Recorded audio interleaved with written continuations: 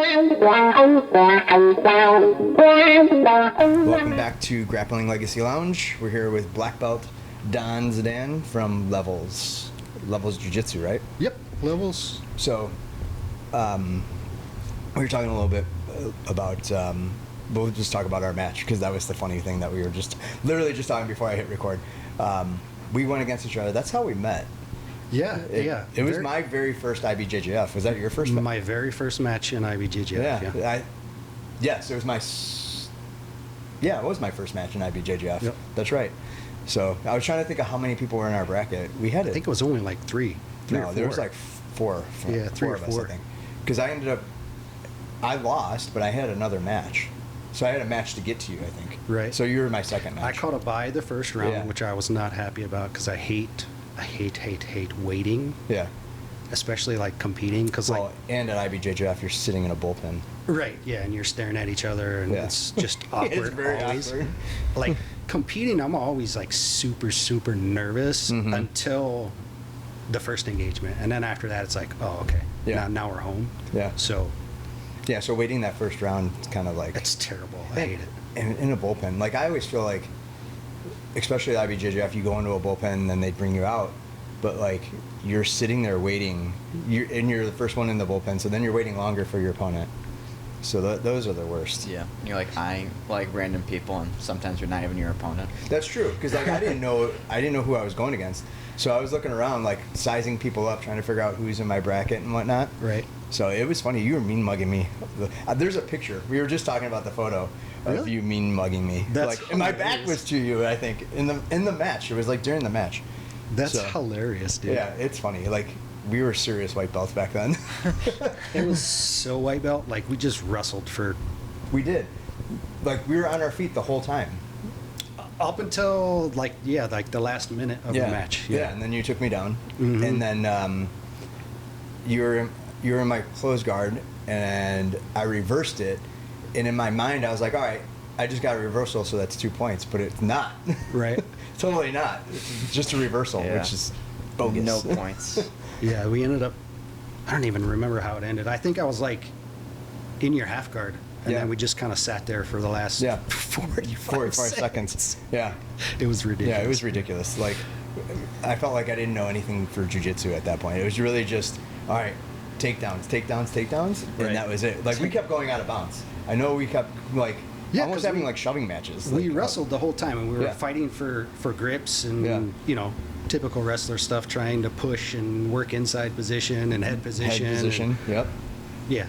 I remember the ref at one point was like, hey.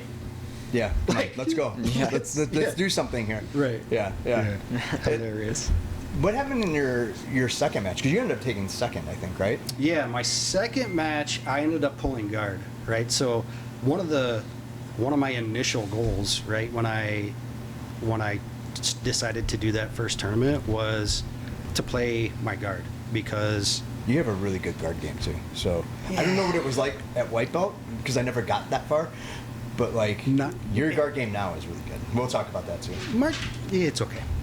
I appreciate it, but one of my goals, right? Like, my coach Jason Sones, like, he knew I wrestled, right? So towards the middle end of my white belt phase, he basically was like, I know you can wrestle.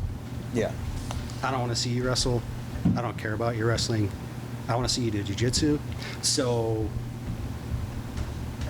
anytime you're in the gym, I better see you on your back playing your guard.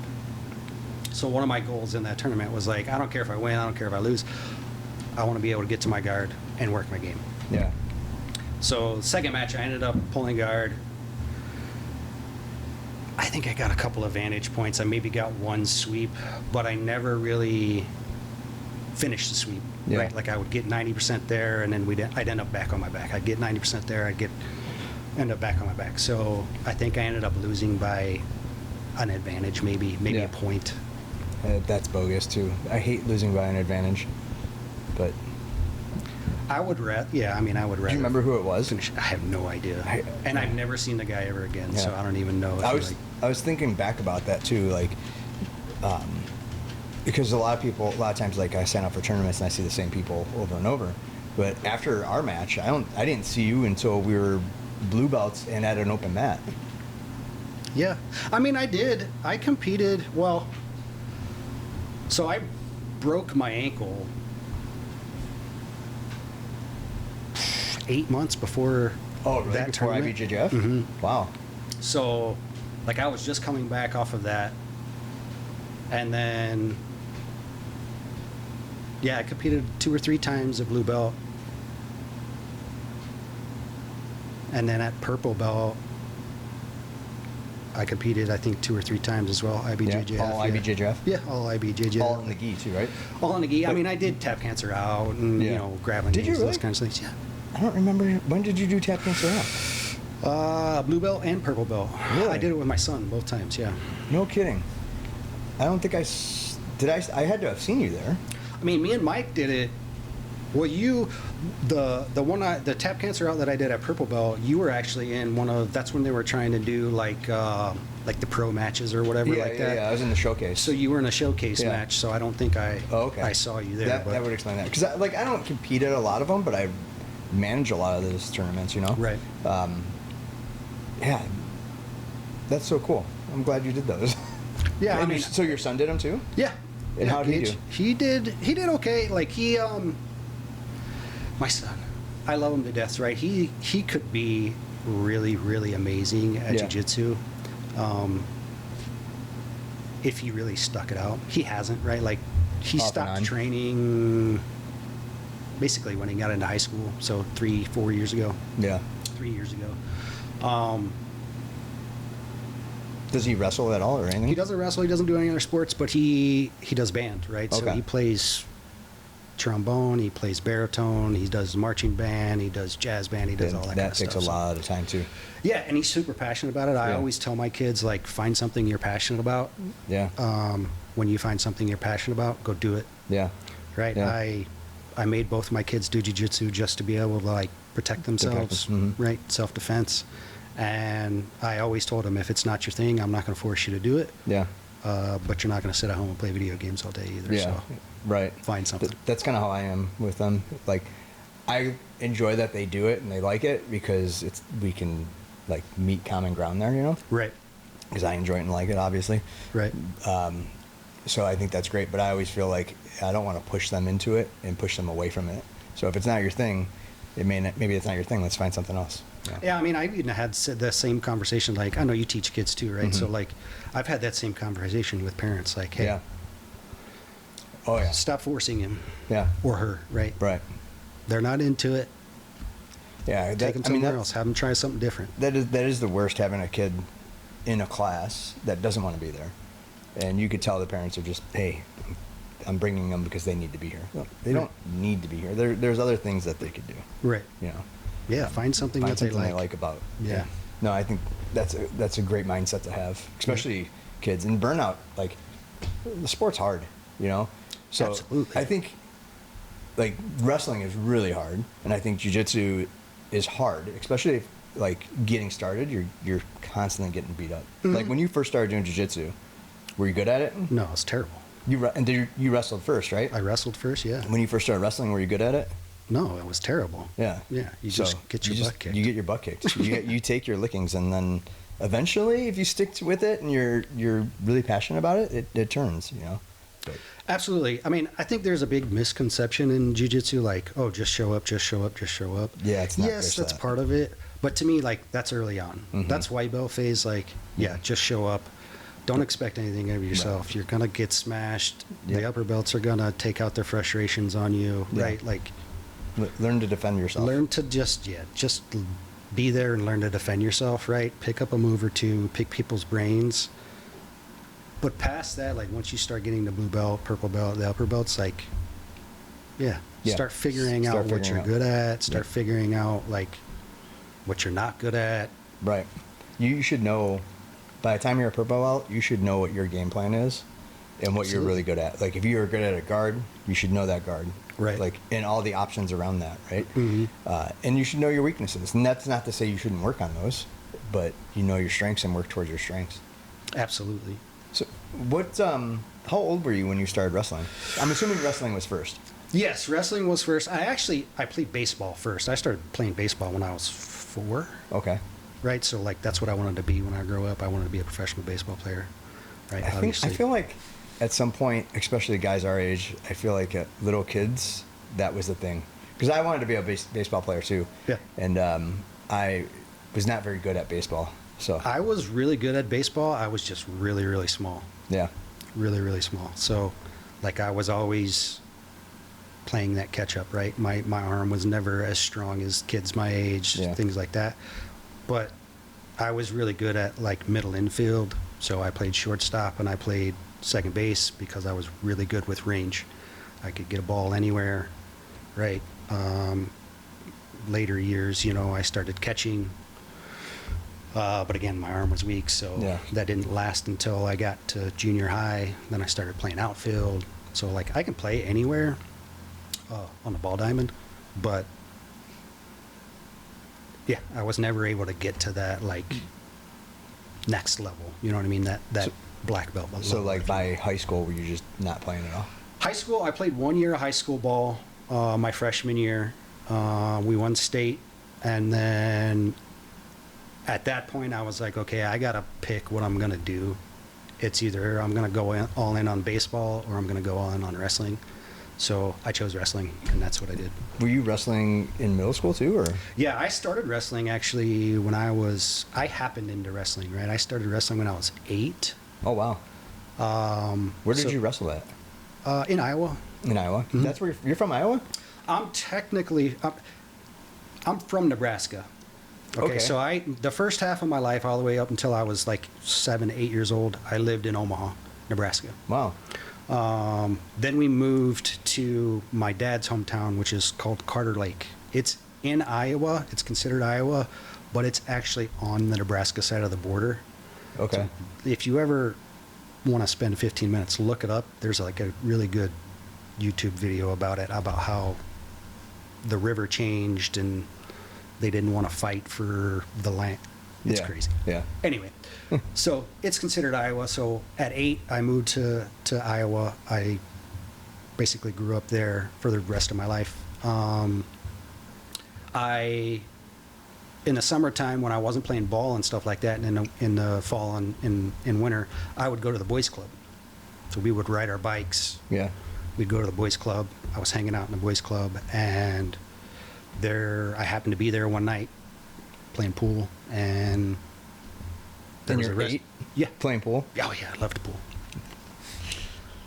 So I was hanging thinking of a out. bar whenever someone mentions pool, but I know what you mean by boys club too, though. Yeah, hanging out at the boys club playing pool, and there was supposed to be a wrestling practice that was going to happen. Right, it was like they were just starting the program, and my first coach, his name's Rick.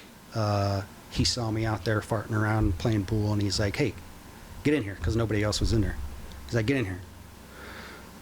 Okay.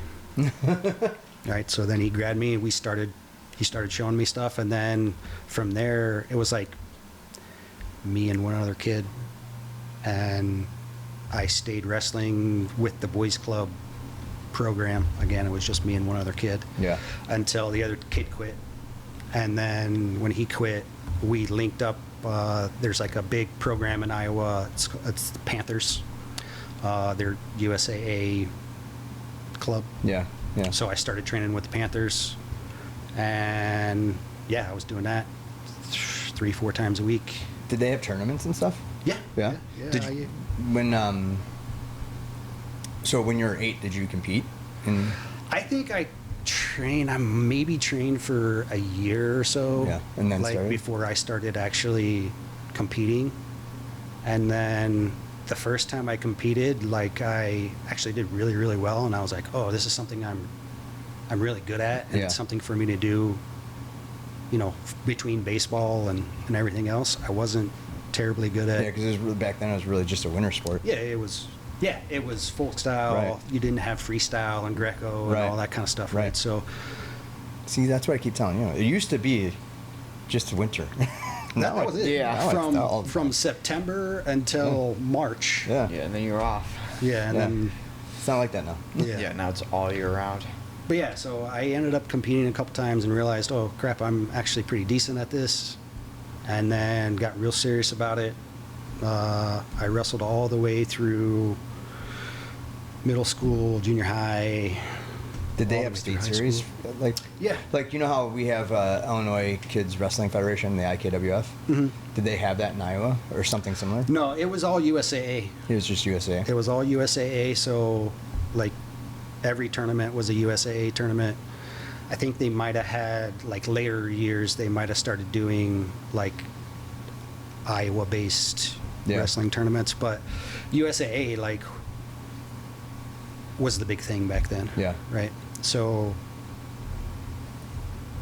I made it to state in USA quite a few times. I never actually won it when I was younger. I think the best I placed was like third. Dude, that's still pretty good. But in Iowa, like Dude, Iowa's a big wrestling state, though. absolutely. And back then, it was really hopping. Oh yeah, that's like So- that's like. I mean, you Yeah. got a bunch of farm boys. And That's all they Nebraska, too. That's another, like, you don't hear, I think they're starting to come back into it, but, Mhm. like, they were really huge. Like, Iowa, Nebraska, Illinois, did. Michigan. Ohio State. Yeah. You know, Iowa, Iowa State. Which one do you prefer, Iowa State or I'm Iowa? an Iowa State guy. Are you? Yeah. Okay. I'll forgive you. I like Iowa guy. State, too. I'm not, I'm a Cyclone guy. It's what I grew up on, right? Yeah. Like so. Yeah, that's cool. So when did so you were there? You wrestled junior high, high school, Mhm. right? You wrestle all 4 years of high school, All 4 years. Yeah. Yeah. Varsity all 4 years. and then when did you get into the military? Right after high school? yeah, I actually joined the military when I was 17. Oh, really? So, junior year, well, towards the end of my junior year, recruiter just showed up to my house, knocked on my door. It was after like prom or something like that, Yeah. right? And- Just 10 o'clock in the morning, knocks on my door. I'm just waking up, right? Like a door-to-door salesman. Yeah. And That's knocked on my interesting. door, is like, hey, I want to talk to you about service. I'm like, sure, all right, come on in. Yeah. Right, sat down, had a conversation with him. He's like, what's your plan? I was like, well, I don't really have one, right? Like, I can't go to school. At the time, you know, I grew up poor, pretty much, Yeah. right? Like, my parents worked to pay the bills. They didn't have any extra money, right? Like, Mhm. my sister was already going to college, so they were already trying to help her pay for that. And I knew, like, being the middle child, like, there was no way they were going to be able to afford Right. Right. sending me to school. So I had to find another route, right? Unless I got scholarships, which I did, but none of them were full rides. Mm-hmm.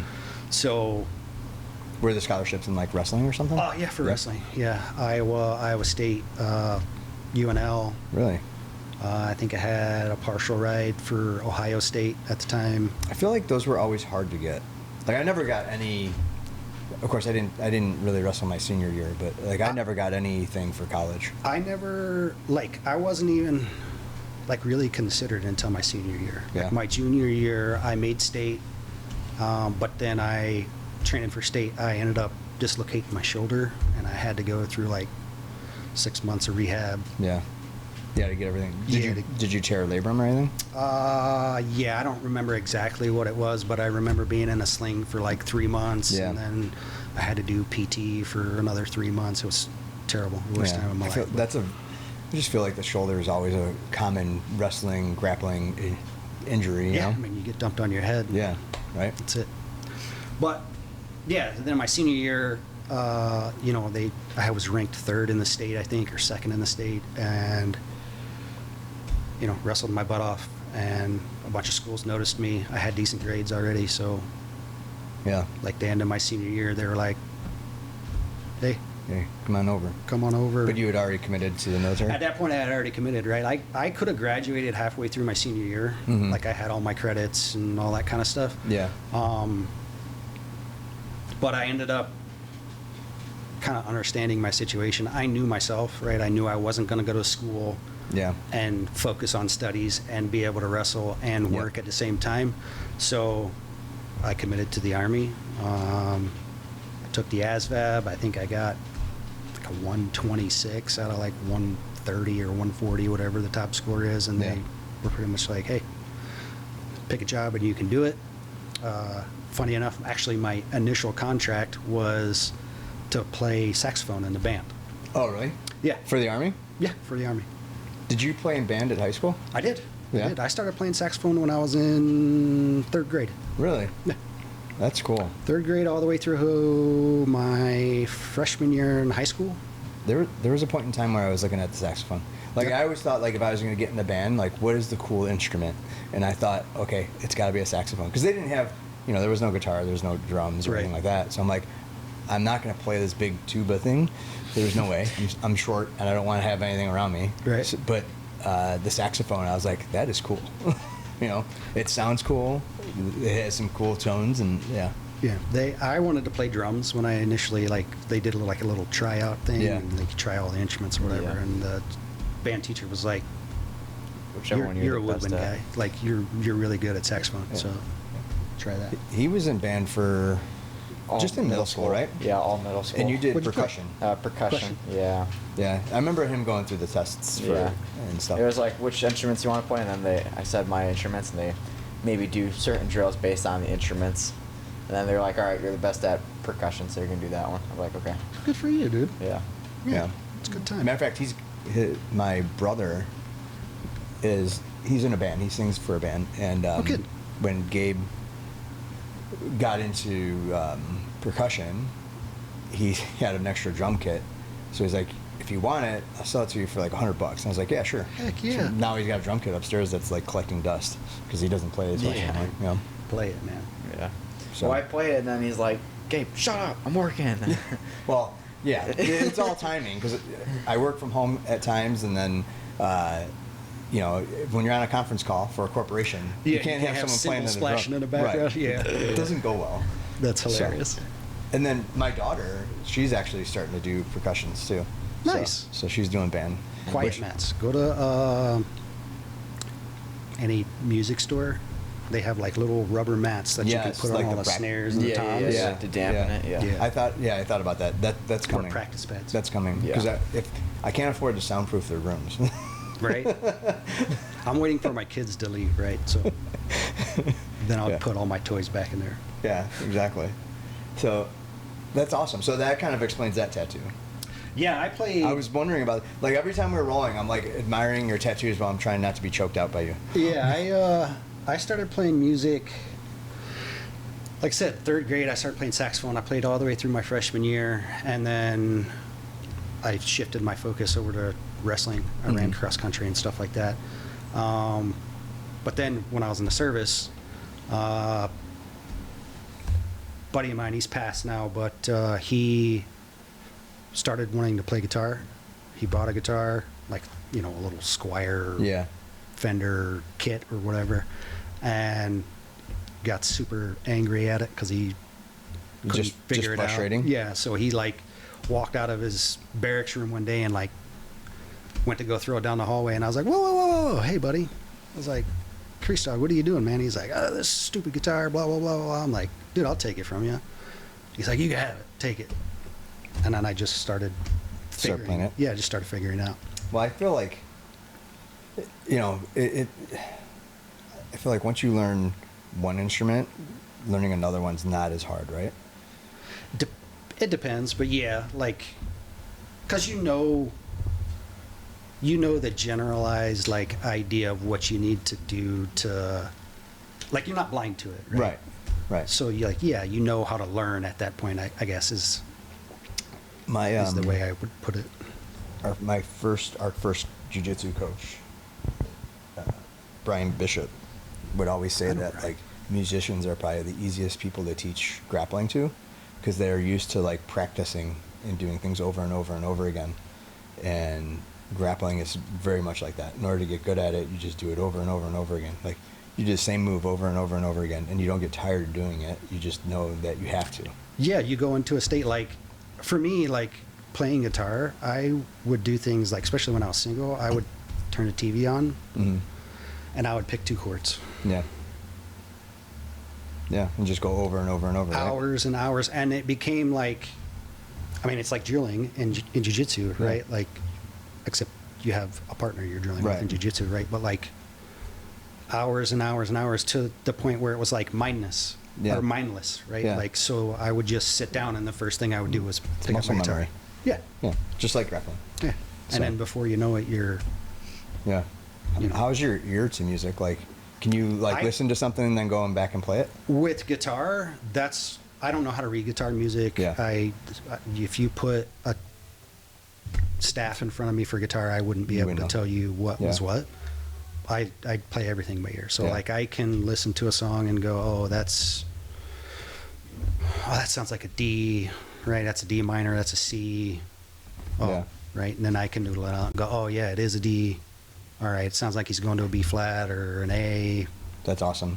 I had a friend in high school that was amazing guitarist, just amazing. I don't know if he's still doing it. I've kind of lost touch with him, but we used to play a game. He'd come over, and I'd put on MTV, and a video would come on, and you'd listen to it, and then he'd play it, and it was like perfect. And I'm like, how is this guy not going to be like a professional guitar player and Right. be in a band? What is going on here? So I mean, your ear gets used to it, right? Like, Yeah. Yeah, you it's just like- kind of go, oh, I recognize that chord, Yeah. like immediately. Like I can hear a song twice and go, oh, that's ACD. That's what they're playing right now. I couldn't tell you Yeah, what it's like A to D is. called like perfect pitch or something like that, and like for percussion, because we have to like tune like this certain drum. The and snare, or the it- snare of the tom. Or It's like whatever. it's like a certain drum. And it has like a little pedal that you have to use Oh, to yeah, tune like it. It's your, like the timpani. I think that's what it's called. timpani, yeah. Yeah, but like we have like a little like harmonica thing, and then like you can switch the letters on it. But some people they can just like hit it and then like adjust it, and then they know the sound because Right. they know what note it is. That's the way I am with guitar. Yeah. Like, oh, that's flat. Yeah. I need to. Do you have to, for saxophone, because you don't just blow into a saxophone. No, you have like, they call it embouchure, Yeah. right? So you use your lips. Would your lips just go numb? I mean, yeah. Yeah? Yeah. That's nuts. Like the biggest thing about saxophone, like that I had to get used to when I was first starting, was like the muscles in your face. Yeah. I imagine that gets tiring. Yeah, like your Yeah. face feels like it starts to sag Yeah. after a while. Yeah. It's kind of weird. No, it's not weird. It's just, I mean, it's like any other muscle. You get fatigued, Yeah. right? Yeah. So I guess it'd be weird. Like, you probably feel like, ugh. Yeah, you literally Like feel like face your is melting, face right? is having a stroke. Yeah, Like, right. it's nuts. Wow. How long, going back to the military, like I said, man, we jump around. It's all good. How long were you in the Army? I did 8 years. Okay. So I joined, like I said, when I was 17. I ended up. I did 8 years, so I did basic training in Fort Leonard Wood, Fort Lost in the Woods. In the summertime, it was ridiculously hot. I ended up graduating, top my class there, and then I did AIT. So I was telling you, like, my original contract was to play in the band, was to Right. play saxophone. In between actually leaving for basic training, there was a program, I don't know if they still do it or not, that's called MEPS, Military Entrance Program. Okay. Basically, they kind of the recruiters try to help you, if you're not in shape, they'll help you get in shape. They teach you some basic drill and ceremony stuff, how to march, commands, simple military etiquette kind of stuff. So in between me actually signing and then leaving for basic training, I ended up changing my contract because I was like, I'm not going to play saxophone for the rest of my life. Like, that doesn't. Yeah. Like, where's the where's the job skill, What's right? the 5-year growth there? Right, exactly. Yeah, job skill, right? Right, we're like, I only want to do 4 years, so what I get out of 4 years, what am I Right. going to do? Be Like, New York That's Central. smart that you caught that be early, a though. broke musician for the rest Right. of it? Like, Right. so I ended up switching and doing communications. So yeah, I left for my MOS, for the layman's term, my job. You had 6 months of training, so Mhm. I ended up going to Fort Gordon, Georgia for 6 months. Graduated, topped my class there, and then from there, I got a month of leave. So at the time, the Army was doing, what do they call it? It was like recruiting, Yeah. right? So Did you could have to recruit? Well, you could do 30 days, like you get 30 days of leave. And what's supposed to happen is like you go home, you're assigned to the recruiting office. Yeah. Right? That's your home recruiting office. And then they are supposed to send you out to your high school and go, hey, look at this stud, right? You're supposed to wear your Class A's. So you go back to the school you graduated right, from. you go and with say, your hey, recruiter and you say, hey, yeah, look what I did. Come and join, blah, blah, blah, blah. But my recruiter was super cool. So I showed up. I signed in for the first day, and he was like, go home. I don't want to see your face until That's cool. right before you leave. Yeah. Right? So I signed in. That's cool. Disappeared for a month, hung out with my family, and then I left for Korea right immediately after that. For Korea? Korea. Yeah, I did a year in Korea. Okay. So I did a year in Korea. That was a great time. Most people hate Korea. It's a hard to. They call it a hardship tour. Okay. The reason it's a hardship tour, you can't take it. Like if you're married, you can't take your family, you can't take your wife or your kids or anything like Right. that. For me being single, I didn't really care. It's my first time out of the continental U.S. Right. So. I spent a year there. I was in 122nd Signal Battalion, which is like 12 kilometers from the DMZ. Really? So, however many miles that is, I don't know. Do you know what the DMZ is? It's demilitarized zone. So Oh. that's the border, It's the the border. 38th parallel between North Korea and South Korea. Nah. So I was just shy of that. I spent a year there.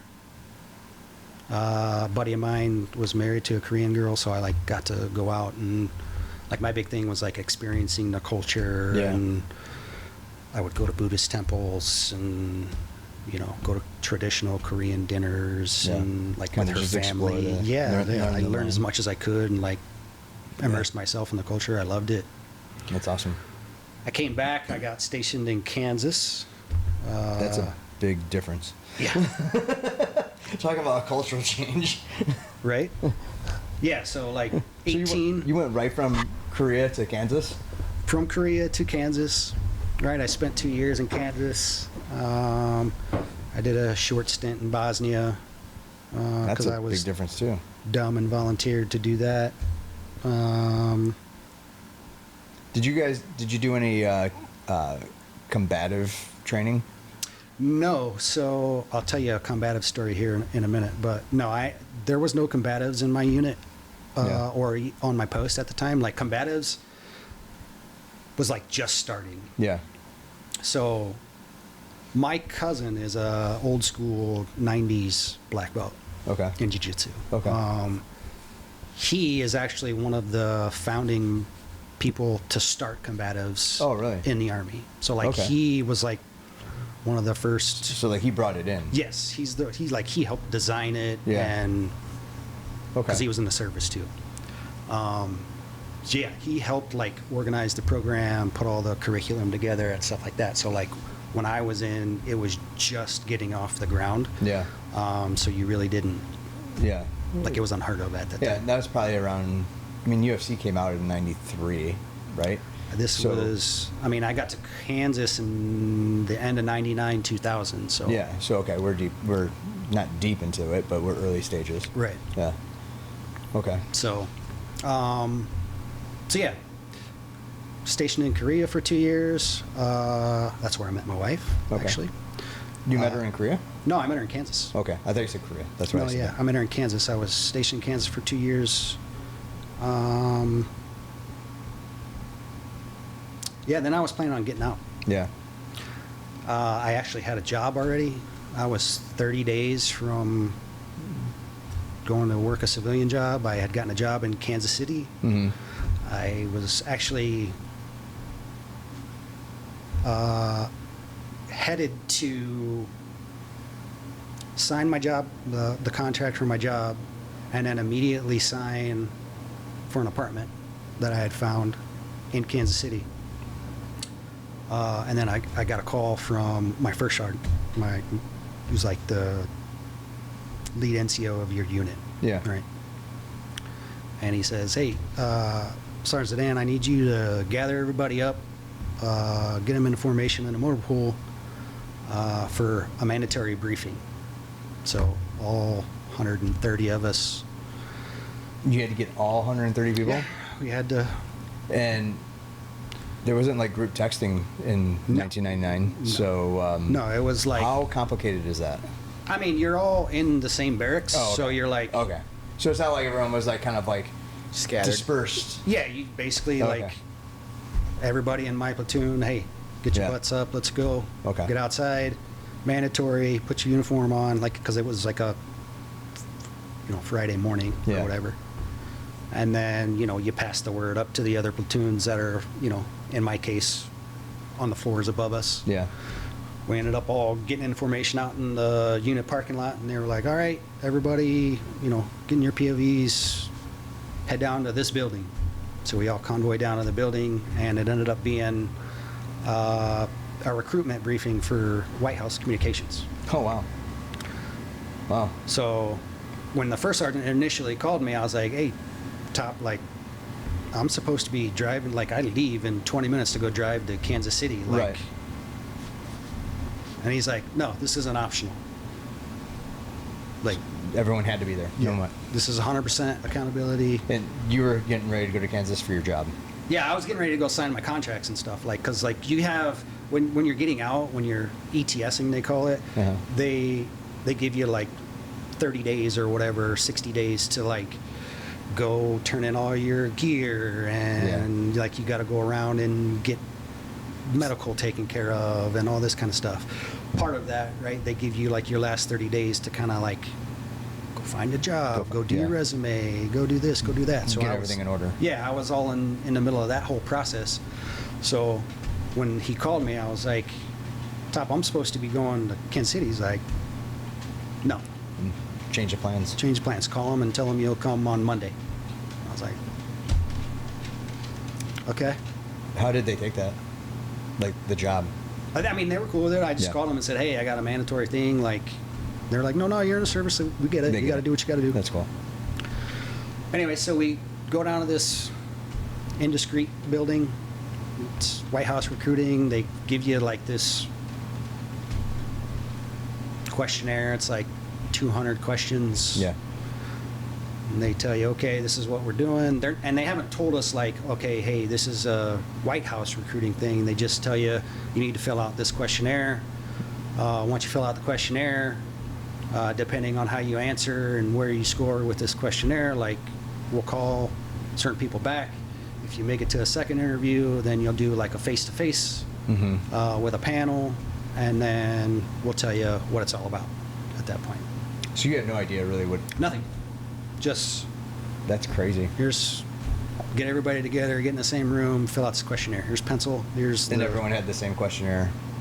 So they're narrowing it down to like Yeah, probably and there are 10. questions like, have you ever smoked marijuana? Right. Yes or no? No. No, really. Have you ever smoked marijuana? Right? They ask it 15 different ways to Right. make sure like you're answering it. Have you ever been arrested? No. No, seriously. Have you ever been arrested? No. Or, yeah, I have been arrested. Well, what did you get arrested for? Was it a violent crime? Was it a nonviolent crime? How old were you? Blah, blah, blah. They're basically like gathering all your... Yeah. They're doing two things, right? They're gathering your history, Right. and they're also trying to see how honest you are. So if at any point, like, you answer a question differently, It right? flags it. Yeah, they're going to flag it, and they're going to ask you about it during your Yeah. person-to-person. How long? So How long did that take? Because they weren't using computers the for that. first day was a full 8-hour day. Yeah. Because they have to review each one, right? Yes, the first day was a full 8-hour day. The second interview was like the face-to-face. That was like, I mean, it was probably to get everybody through probably 2 days. Wow. But again, like from that original 120, 130-ish people, They're- they cut that down to 50. Okay. And that 50 on what? The second or third day? They cut that down to 50 on the first day. Okay. So on the first day, after they, go through everybody's Yeah. questionnaires, okay, you 80 people beat it. Did you have to do a different questionnaire every day? No, the second, No, 'cause you had face-to-face interviews. yes, the second is a face-to-face interview, Yeah. right? And it's a panel of 5, 6, 7, other NCOs that are Yeah. from, the White House unit, Yeah. and they're asking you personal questions to try to gauge, like, what kind of personality do you have? Is this somebody like we feel that's going to get along with us? What is your mental state? How emotionally? How Yeah. are you? Are you honest? Right? We're going to grill you on, the fact that you've never done any drugs. Like, come on, really, man? Right. I've smoked Like, weed what's before. going on Come there? on, brother. Right. Like, never even a small toke. Like, Right. things like that, right? So they kind of try to pressure you and trick you into. Yeah, they're also trying to see how you deal with pressure. Under pressure and all Yeah. that kind of stuff. What they're really doing is like putting together a security packet. Right. So after you do that interview, they cut it down to, I want to say it was like 12 or 15 of us. So then we did a follow-on interview the last time, and that was more like really in-depth security focused. Yeah. And then they made us give like family information, right? Who's your mom? Who's your Yeah. dad? What's their telephone number? Give me their email Like, who's your neighbor? address. Who you grew up yes, with? literally. Who's Yeah. your neighbor? I need your what's your principal's name from high school? Right. Because they're going to interview them. Yes, give me your teacher's Yeah. name in third grade. Yep. Mr. Anderson, by the way. What's up, Mr. Anderson? Is that like the Matrix, Mr. Anderson? No, he was just a really cool science teacher that I had in third grade. Yeah, so then you put as much information down as you know, and then they're like, okay, we're going to take all the information we gathered, the security packet that you filled out. If you get selected, you'll hear from us within 6 months to a year. 6 months to a year. Wow. It's crazy. So I guess I'm getting my timeline wrong, right? I was about 8 months out from actually Yeah. getting out of the service. So, yeah, I did the interview. I did that whole interview process. Like I said, they had gotten it down to like 10 or 12 of us Yeah. out of the 120 of us. And then didn't hear anything for 7 months. So you just went to Kansas City, started working? Well, no, at that, like I said, I got my timeline wrong at the beginning. I actually was like 8 months out at the Oh, beginning. okay. Got it. So then this puts me like 45, 60 days, Okay. that 30 to 60 day time. Yeah.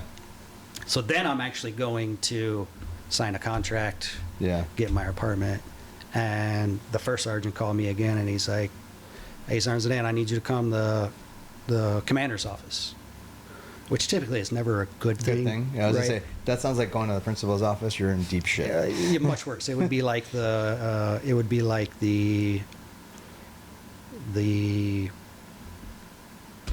district. Oh, like superintendent? type thing? Superintendent, yeah. Wow. Yeah, that's really bad. So, I make my top. I'm supposed to go. No, you're coming to the commander's office. Get your ass over here. Sorry, I don't know if I can cuss. Yeah, but- fine.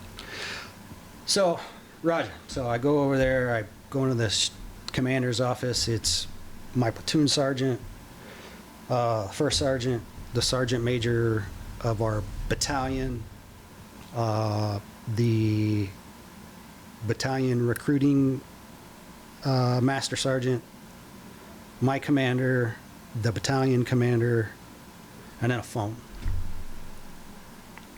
So I walk in, and the the sergeant major of the battalion is standing there. He's "Hey, Sergeant Zdan, in about 30 seconds, that phone's going to ring. You need to answer it." Dude, this sounds like a movie. Like such a, like you don't know. You just, because they're not giving you all the information. You're just like, Right. you need to do this, you need to do that. Yeah, Which like, is very military-esque. When that right? phone rings, you need the answer. Yeah. Okay, check, Sergeant Major. 30 seconds goes by, phone rings. Sergeant Zdan? Hey, Sergeant Zdan, this is Command Sergeant Major Hepler from the White House Communications Agency. Hey, Sergeant Major, how are you doing? Hey, my understanding is you were getting ready to head out and, get out of the service and sign for a job and blase blase. I said, yes, I was, Sergeant Major. I was actually supposed to be en route there right now. And he goes, well, would I be able to change your mind and have you re-enlist for the next 4 years, come out and work for the White House? That's I said, that's huge. that's, you're catching me off guard, Sergeant Yeah. Major. Can I at least, take a couple minutes and call my family and talk to my parents, Right. mold this over? And he goes, yeah, I'll give you 5 minutes. 5 minutes. 5 minutes. That's a life-changing He goes, decision. yeah, that I'll you're give you invested. 5 minutes. Click, hang up the phone. Did he say give you 5 minutes and then he hung up, or Just, did yeah, you? that's it. Yeah. I'll give you 5 minutes. Hangs up the phone. So now I'm standing in front of all, my senior Yeah. leadership. Yeah. I'm going to step out real quick so I can call my family. Yeah, do what you got to do. I step out, I call my mom. Mom, Advice. yeah, here's what's going on, blah, blah, blah. And she's like, what are you, stupid? Sign a contract. When are you ever going to work for the White House? Right. Who in our family has ever had that opportunity Yeah. or will ever have that opportunity? And I was like, yeah, I'm an idiot. Why wouldn't I do it? Oh, I mean, I can understand. Like I said, it's a life-changing decision. Yeah, So- especially when you already have a And- plan. and you're young. You're already stepping out into a direction. Right. And I'm 21 years old at Yeah. the time. Right. So, yeah, I would have done the same thing. Yeah, absolutely. Yeah, so That's I call crazy. my mom. I talk to her. She's like, get out of here. Yeah. It's like, okay. So I walk back in the room. As soon as I walk back in the room, phone rings again. What's it going to be, sir? I'm like, looks like I'm re-enlisting, Sergeant Major. Good, great to hear. Hey, there's, Master Sergeant such already has your paperwork there. Just sign it, right? Raise your right hand again. Blase blase. He's like, I got a packet coming back for you. That'll be there tomorrow. Come grab your packet. You'll have orders. It'll tell you what all your next steps are. Oh, by the way, call Staff Sergeant so-and-so. He's going to be your liaison. You give him a call right after this. He'll start hooking you up with finding a apartment and where you're going to go. And okay. So did you end up going to DC then? Yeah. So I ended up re-enlisting right there on the spot for another 4 years. Wow. And then my ETSing out processing ended up turning into PCSing out Yeah. processing, which is Right. like going to a different unit. Yeah. So That's so cool. yeah, I ended up taking 2 weeks of leave. I bought a pickup so I could actually drive all my gear out to DC. I found an Yeah. apartment in 2 weeks. Wow. I had another buddy of mine, his name's Nagel.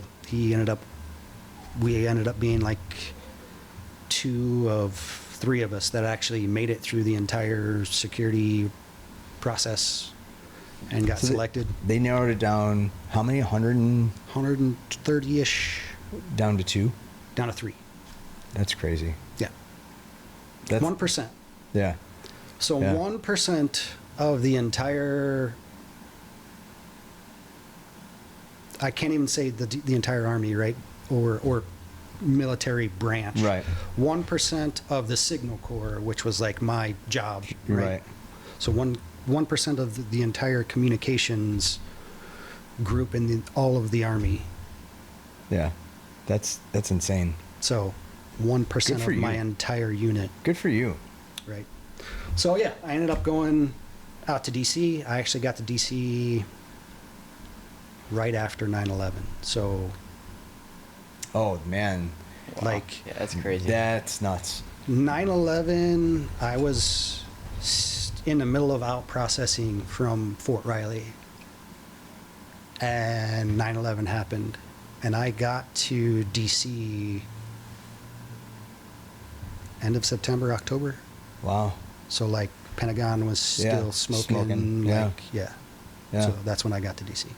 Wow. Yeah. So that was like your welcoming. Yeah. That's Wow. messed up. Yeah. So and imagine, you're doing communications. exactly. Holy crap, dude! I'm not even gonna ask you what you heard. I don't want to know. I do, but I don't. So then, well, I mean, there's only so much like that I can Yeah. Right. talk about, right? But so I ended up being stationed there for 4 years, right? They had another like 6-month training program. You get a top secret clearance, right? Once your clearance goes through, then you can actually do your job, right? And then you can like branch out from there and get read on to different programs and whatnot. So yeah, part of my job while I was there, the first couple years, I just traveled around, setting up comms for Bush at the time, 43, and you know, all the staff and That's senators, so cool, man. secretaries, all that kind of stuff. So I traveled all the while in the world for free, Yeah. right? 2-3 weeks here, 2-3 weeks there. So I'm assuming at some point you made it back to Kansas City. No, actually. So the last half of my White House tour, I actually worked in the basement of the White House on the fixed side. I still traveled, Yeah. but I worked fixed station at that point. I had stayed in contact with my wife, who was then dating my roommate from Fort Riley. Okay. So we were all like super close, good friends. Yeah. I was gonna ask because I know you'd said that you met your wife in Kansas City. That's why I was thinking you no, went back to in Kansas Fort City. Riley, I met my wife. Oh, okay. So we were stationed together. She was dating my roommate at the time I left. She ended up going to Korea for a year. I kept in touch with her as well as a bunch of other people from my unit. I got drunk one day, sitting in my apartment at home. I used to throw big barbecues and invite everybody from my unit over. Part of my unit ended up getting pushed out on a mission somewhere, so it was just me and a bunch of meat and a grill and all the beer I could drink. So I ended up getting hammered, and I called her. So obviously, being in a White House, like one of the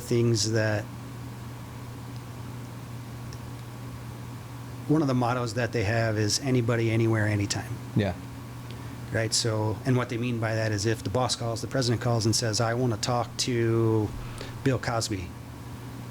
You got to get a hold of him. I got to use the resources that are at my disposal Right. to get a hold of Bill Cosby. Right. Right. So even though I had kept in touch with my wife, like she had just gotten back from Korea, so I didn't have a cell phone for her. I didn't know her, like, parents' phone number. I didn't know where, like, Right. and You didn't know where she's at. Yeah, I just had a name. Right. So I used my White House resources, right, to find her parents' number, and I ended up drunk dialing her mom and dad's house at 3:00 in the afternoon randomly on a Saturday, and she was there. Yeah. Right. Her dad answered the phone. Actually, her dad was an old, hard-nosed, 20-year infantry, 2 tours in Iraq, 91, 93. Oh yeah. So he's like, seen it. First guy stepping across the line kind of guy. Right. Who the hell's this? Hey, this is Sergeant Zdan. Were you intimidated by that at all? Initially. Yeah. Initially, yeah. Initially, yeah. I'm sure he's pretty gritty, you know, like he's very. And that's his baby girl, right? Yeah. Right. So like. Right. I mean. Sure. I mean, you don't have daughters, but. I have a daughter. You have a daughter? Yeah. Yeah. Okay.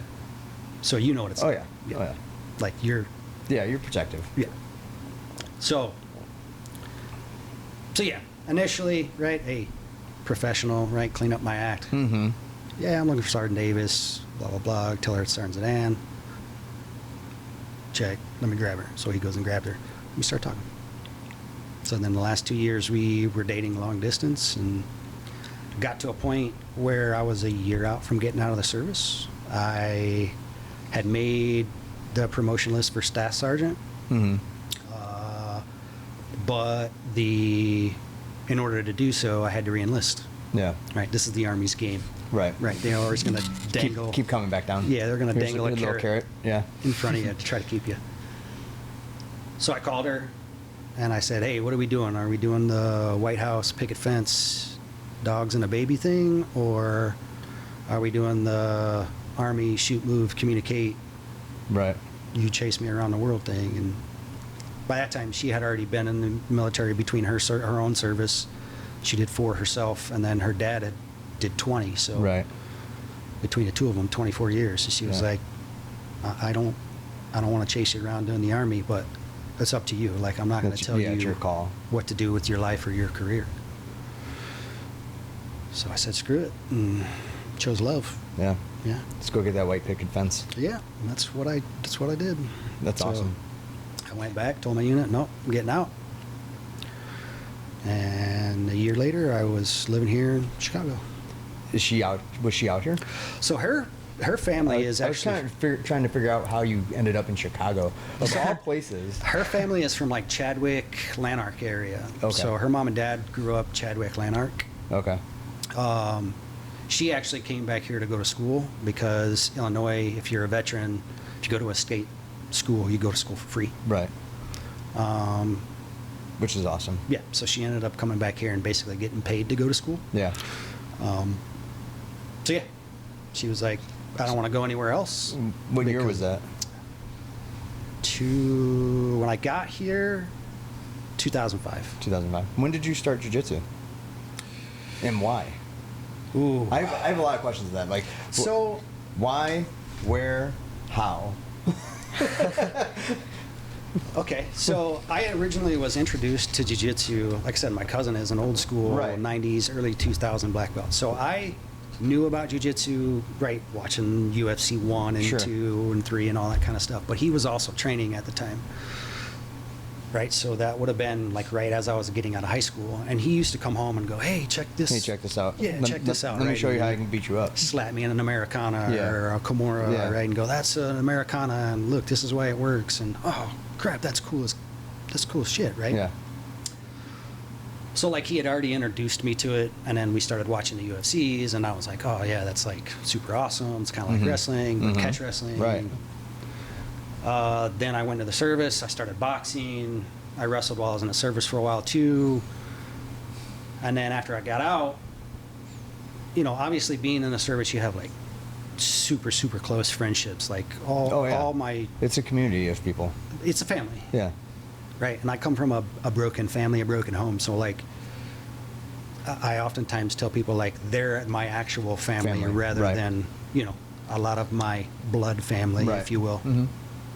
Because those people will take a bullet for me. Right. These people won't. Right. And I know they will. Right. Yeah. So I miss that camaraderie. And I actually, when we bought our house in 06, and I told my wife I wanted to start boxing again. And I had gotten a really good job and like had my career, and Mhm. decided I was going to stop playing music because like it was just not working the way it needed to. Right. It was interfering with my life at the time. So I said, hey, I want to start boxing again. I need to stay in shape. And so she was like, what happens if you break your hands? I work with my hands. I'm an IT Right. guy. I never thought of that because I was doing before I did jiu-jitsu. I was doing striking too. Right. Like, and I'm an IT guy, but I never really thought about what happens if I break my hands. Yeah. So she's like, what happens if you break your hands? Because Yeah. I broke my hands a bunch of times boxing. And I was like, yeah, that's not That's not really smart. Like we're Right. trying to have a kid. And right. okay. So now I was like, well, I need to find something that, like I grappled for a long time. I don't want to do Muay Thai because I'm Mhm. terrible at kicking. I can't really box. Yeah. Right. Because I don't want to break my hands, nor do I want to fix my nose again. So I was like, oh, jiu-jitsu, like I did. I know I'm of familiar. this. Yeah. Right. like- so I ended up just doing random searches. I went to 3 or 4 different gyms and wasn't really like impressed. Yeah. Then I found Overtime. So I saw Carlson's Right? Yeah. Used to train at Overtime. Yeah. Before they had, Yeah, you because guys had that's a gym. Carlson Gracie, right? Yeah. Yeah. Before you guys had a gym. Yeah, out before here they on went the over by belt. the Yeah. before the what is that, a warehouse gym, I guess you could call it, right? Yeah. Yeah. Off 88 or whatever. Yeah. So I went over there. I met Brian Bishop and Anthony and Solons was there, Jason Yeah. Solons. And Jason was a brown belt at the Was time. Mike there too? No. Ramono? No. Nope. He wasn't there. So you were there first? At Overtime, yeah. Yeah. Wow. So I started training there under Jason because Jason was the one teaching classes at the time. Jeff wasn't really around. Was Jason a brown belt or a black belt then? He was a brown belt at the time. Yeah. And I trained there for, I don't know, a year and a half or so, Yeah. 2-3 times a week. Like Arlovsky was training there. Like yeah. he used to, Right. There's a lot of good my- guys training there. Yeah, like my locker was right next to Andre Arlovsky. Like, Yeah. oh, hey, good morning. Like, That's crazy. yeah. So I ended up training there for a year and a half, and then my wife got pregnant Yeah. with my son. And I was like, "Ew." Like, I'm not going to really be able to train with a baby around. So Right. I quit training for 5 years. Yeah, till he was about 5. And then Mhm. I was like, oh, I want to get back into it. Not only that, Gage needs something to do. So I want to find a place for him to train. Yeah. And Jason had just recently opened the Naperville gym. The Alliance for gym, right? Alliance, yeah, the Alliance Naperville gym. And I just happened to see like a news snippet that they did where they had like one of the news anchors come in Okay. and they did a class and he tried jiu-jitsu. I and saw that whatever. years later. Yeah. Yeah. Right. So then Jason, like, I reached out to him on Facebook, was like, hey, dude, like, I heard you open a gym over here. He's like, yeah, man, come on by. So I was like, all right, cool. So I brought Gage in there. I went in there. Well, the first time I went in there, I just watched class. Yeah. And he's like, just come watch. He's like, you can train if you want, but just come and watch, see what it's Yeah. about. Like, Make get sure the it's a fit vibe. for you. Yeah, make sure it's fit for you. So I was like, okay, bet. I'm going to train. So I started training there. And then in like 2 or 3, it's probably, maybe longer than that, 6 months in, he's like, hey, I got another kid that wants to start training to start a kids program. Bring Gage in, can you? I was like, yeah, sure. So I showed up with Gage and just Gage. Yeah. And he's like, where's your gear? I'm like, I left it at home, man. Right. He's like, oh, you're going to help me teach, dude. I was like, I didn't know I was going to help you teach, man. Like, you should have said something. Still a white belt. Yeah. Right. No strip, like, Right. No stripes. Just, Yeah. hey, come on. You could do this. yeah. So, yeah, I got Gage involved, and then me and him teaching together slowly kind of morphed into this is your program, Yeah. run with it. I was still a white belt, but like, you know, knew the basics at that point, and I've been teaching ever since. So well, that's interesting. So you were teaching while you're, so like for me, I was wondering, I was going to ask you about like, because you competed, Mm-hmm.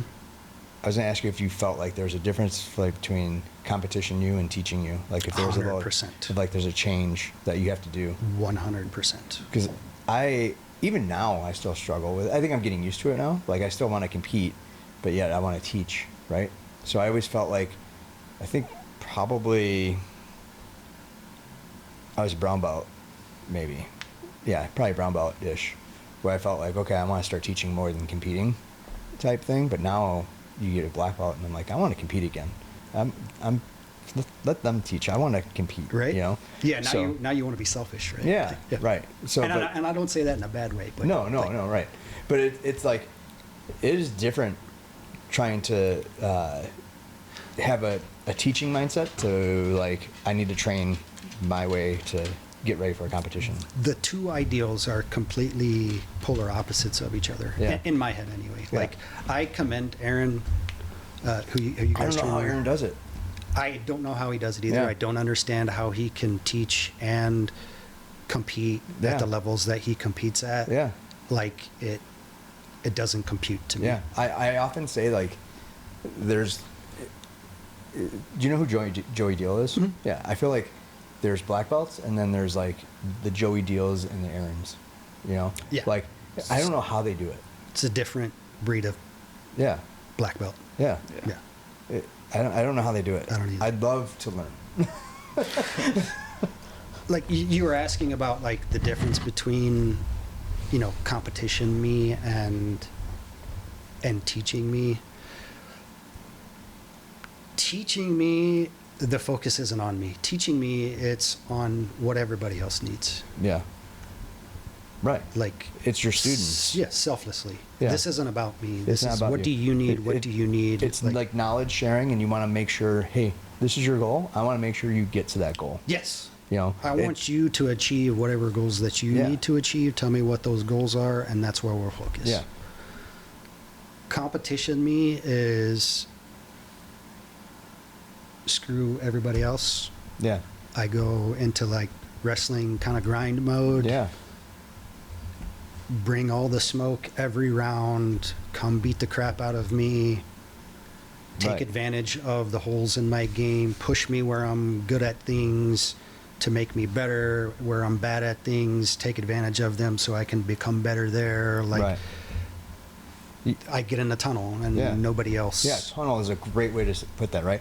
Like, it's a confidence booster, but it's also like you're almost breaking yourself back down and rebuilding your confidence up. Absolutely. You know what I mean? Like, you're trying to find those gaps that you have Mhm. to fill, and that's what's breaking you down and then building it back up. That's 100% what the military does. Yeah. Yeah, I imagine it's very similar. I was never in the military, so thank you for your service, by the way. That's an honor. You know, yeah, I imagine it's very similar to that. Yeah, that's absolutely what they do. Like, So. we don't pay you to think, right? Right. We're going to beat the crap out of you until we build you back up to whatever we want you to be. Yeah, and I feel like there's a lot to be said about that too, because one, you're kicking out any ego that you may have by beating yourself down. Yeah. And then you're rebuilding that ego, but in a more proper way. To Yeah, hit that goal. and that's not to say you still don't struggle with ego, right? Sure. Like, I think everybody does. I think that's probably the most over cliche saying, leave your ego at the door type thing, because I feel like you got to have a little bit. you got to have a little bit You got to of have ego. a little bit to Yeah. like. Right. Right. You It's know? also like the other cliche thing I was thinking about is like there's no strength in jiu-jitsu. That's a load of crap. That's a load of crap. It's all technique. No, it's not. I mean, Why tell we that have weight to, classes? tell that to guys like Troy or you know what Right, I mean? exactly. Exactly. Like 6'6" Asian guy, Exactly. 295 pounds, like Yeah. Dude. built like a brick. Yeah, exactly. Crap out. Like, come on. Yeah, come on. Come on now. Like, And he's got good technique too. he's amazing. He's got great technique, he's got strength, and he's got athleticism. That And- guy's got. And he. Do you like, remember Troy? He used to come to Pico Pau. He goes to levels now. If I saw his face. Yeah. yes. you probably Super technical guy, one of the greatest big guys you can ever roll with Yeah, because he's he's super not nice guy, too. trying to, like, he understands there's a 150-pound weight difference between Right. me and him. So, Right. yeah, he's Yeah. not going to use his strength Me with sitting me. on your shoulders is still not equal. Exactly. But he also knows, like, I'm also aware that if him and I were to do an open weight together, Right. right, technique being equal, he wins that 100% of the time Right. out of 100% of the time. Like, Right. it's. Right. There's not, it's there is strength in jiu-jitsu, Yeah, right? there There is, is absolutely. weight. Weight matters, Absolutely. right? But it matters when experience is equal That's right. and technique is equal, Right. Right? Like, I don't know. I never bought into that myth either, but Yeah. So, COVID happened, Mhm. and things got shut down, and I want to say that's when levels really came into play. Yeah. right? So actually, Jason, shout out to Jason Solons and Isaac Riggs, by the way, over at Alliance. Jason actually shut down the Naperville gym, not because of COVID. He shut down that gym because the people who owned the building were trying to like gouge him for. Yeah, I heard about that too. Yeah, they were like trying to gouge him. They were for, like upping his rent and stuff, right? like Yeah, like significant. a lot. Yeah, yeah. Right. Yeah. And then, he has a family, obviously. Yeah. And he was missing a lot of family time for jiu-jitsu. I mean, he was in the gym Mm-hmm. 6 days a week, Yeah. Oftentimes, right? So like between the two gyms. Yeah, because he has one in Schaumburg too, right? Yes. Which, yes. holy cow, that's a distance. Yeah. So to be able to manage both of those, Right. insane. It's nuts. And have a family, Exactly. that's insane. Exactly. Right. And he's got, he had young kids at the time, so it's like, Yeah. he was like, dude, I can't. And he owns his own businesses. Does he live in Schaumburg? No, he lives in Naperville. Oh, wow. Okay. Yeah. And he had his own businesses he has a roofing businesses. Yeah. Right. So he was like, I can't do everything all the time. Right. So he shut Naperville down. Well, obviously all the guys from Naperville were kind of like looking for a home at that point. Mm-hmm. 3 of the blue belts that trained with us at Alliance in Naperville decided they were gonna start a gym. So they're blue belts at They that were time. blue belts at the time. So were there did anyone, like any of the higher belts, be like, are you sure you want to do that? No. No? They're just all supportive of it. Yeah. So they ended up, trying to organizing what's now levels, right? Mhm. They reached out to me, Matt Lessman, who's an Alliance black belt, and then Brett Coughlin, who's Okay. a black belt from Alliance as well. But you weren't a black belt at the time, no, right? at the time I was purple belt. Yeah. But they wanted me to teach kids class. Yeah. And then they were going to have Matt teach gi and Brett teach no gi. And then just have us kind of rotate through. So, yeah, we ended up kind of all 6 of us getting together. And they put the business plan all together. They front-ended all the money. Yeah. Like, I had nothing to do with any of that. I was just like, hey, I don't financially want anything to Just do tell with any me of the this. schedule, I'll show up to teach. Yeah, you tell me where to teach, and I'll Yeah. teach. So yeah, they got all that together. We helped them kind of once they found a location, get everything moved over to the gym, and Jason was a big part of that too. Like he gave those guys the mats that are in there. I know he came over to do a couple belt promotions early on. Yeah, he did some seminars, a couple So, belt yeah. promotions and stuff like that before they kind of separated ways. But Which is cool. yeah, absolutely. So yeah, me and Brett and Matt ended up teaching. They did all the business side and financial side. It started with the 6 of us, and then maybe 6 or 7 other people. In the meantime, in between time of us like getting things off the ground, COVID happened. Right. I remember them doing open mats like towards the end of COVID, I want to say. Yeah, towards They the were end of they were COVID. doing open mats, and I went to a few of them. Yeah. I don't know. Did you ever go with me to any of those? I don't think you did. To what open mat? At Levels? At levels. Not the Freaky Friday early morning ones, which we'll talk about at some point, but No. like before, because Carlson Gracie closed. Like they didn't have anything. They had a couple of like I mean, pretty much privates. They had, like, every gym Yeah, closed. they I had, think like- the only ones that were open was Levels, Yeah. and that was like by word of mouth only. Right. And then I don't even know how I heard about it. Alliance was still open too. Yeah. Probably Mike. No, because I didn't really talk much. I didn't really talk to Mike a lot until he started coming to Peekapau. I think it may have been Aaron, because Aaron dipped He into probably- 1 or 2. He probably heard it from Mike. Yeah. Well, he probably did. Yeah. That's probably true. Because Romuto and shout out to Mike Romuto, by the way. Romuto and Aaron were close from Yeah. Carlson Gracie days. Right. They always stayed in touch. Right. Aaron was really good at that. He's really good at staying in touch with people. Yeah, absolutely. Because He's a that's great how dude. we met him, because he was Gabe's first instructor doing the kids class Kids over class. at Carlson Gracie.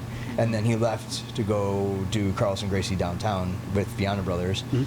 But we always stayed in touch through competing. Like, it would always be Gabe and I at tournaments, and then we'd never have a coach. So Aaron would be reffing or whatever and step in and coach us. Right. So, yeah. Yeah. So Aaron's always been good for that.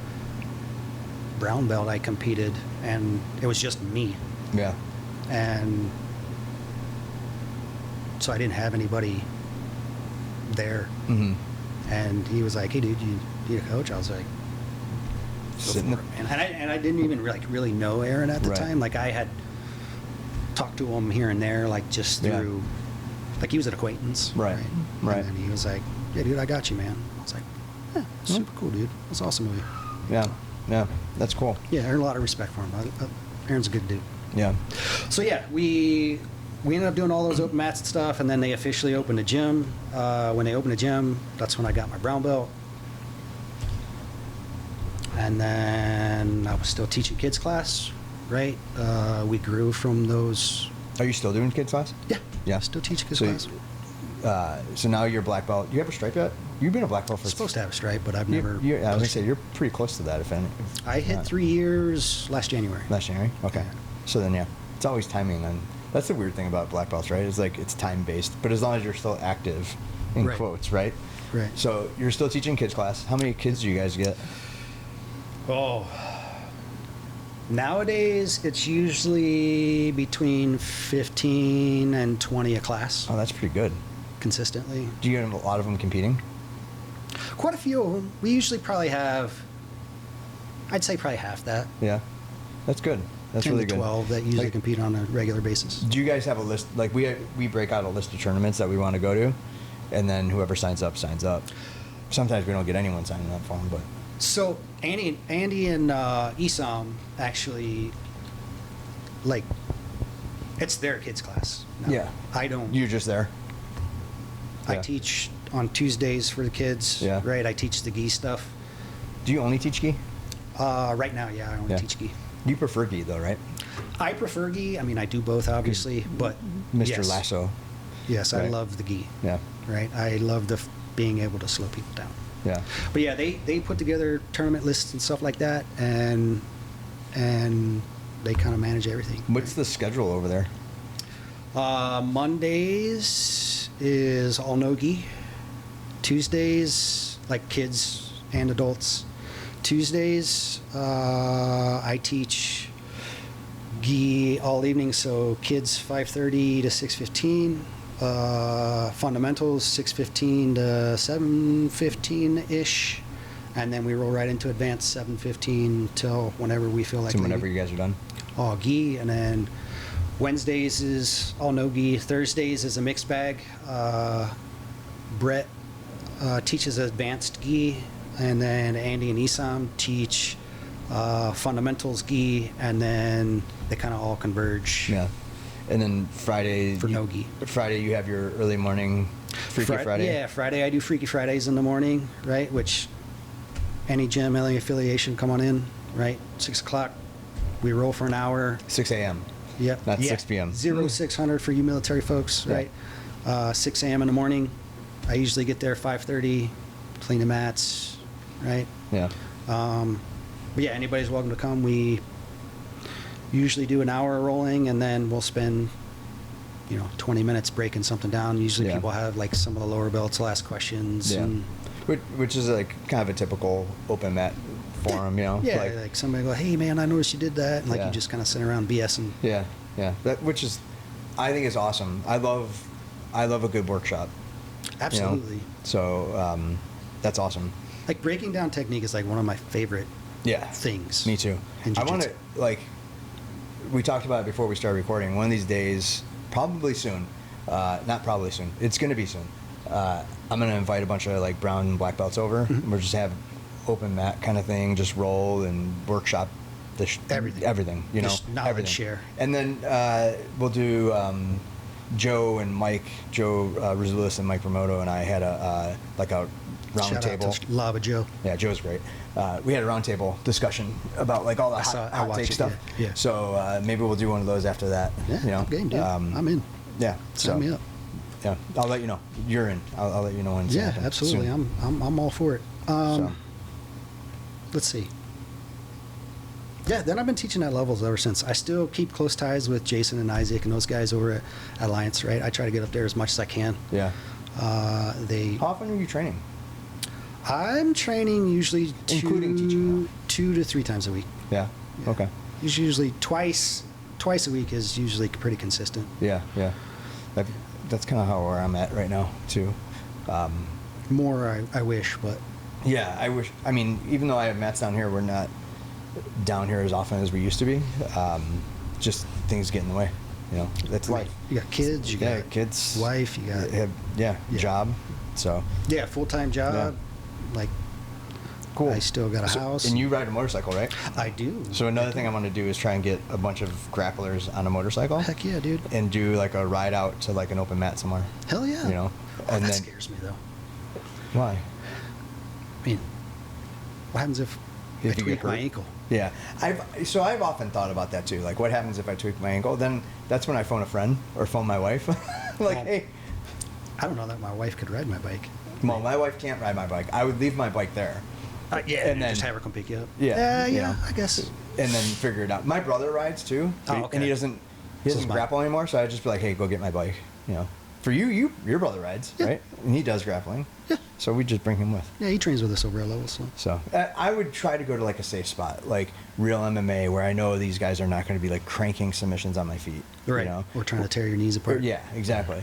They know I'm old and they know my legs can't handle it anymore, so Right. they go easy on me.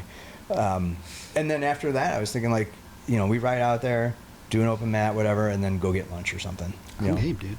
So I'm game. yeah, I'll Heck yeah. figure out a date and we'll do it. What do you ride? You got a Harley. I have a dude. Harley. Yeah, What I do you got? have a Sportster. So, but you What do have you- like a Gullwing or something, right? No, I actually have a 99 Valkyrie Interstate. Okay. So like a big 6-cylinder with a couch on top of it, Yeah. basically. Yeah. Have you ridden like cross country with it or anything? Oh yeah. Yeah. Not cross country, but like my father-in-law when You've gone when- on trips. Yeah, when he was alive, like that's how I got started into riding. Yeah. Like, and I would ride with the Goldwing group Yeah. that he was a part of. Like we would leave on a Friday and do 600 miles, Jeez. right? And then My brother would do that. He would love that. then we would go to the apple orchards or to this Holland dealership over here. Yeah. Or I got Museum. I literally got my bike to cruise around town, and Yeah, just bar. like, you know, that's why it's a small bike. You know, Yeah, plus bar. I'm a small guy. I never thought about like going to Sturgis and all this stuff. My brother is like all gun ho about doing stuff like that. I don't know that I would ever go It's to not- Sturgis. Not my but- thing. Not my Like, I thing. went when I was younger, but Yeah. I've ridden to Starved Rock with a couple of grapplers, and that was fun. That's a good I would ride. do that again in a heartbeat. But That's a good ride. That's like, no way I'm doing 600 miles. why not? And on my bike, it's way uncomfortable. I did it. I would have to get on a different bike. My first bike, right, when we were riding like that, my first bike, I had a little 800 Kawasaki Vulcan. Oh, really? How And I- was the, like, my handlebars are far, so everything's stretched for me. You I know? had California bars. Oh my gosh. So not only did I have California bars, Yeah.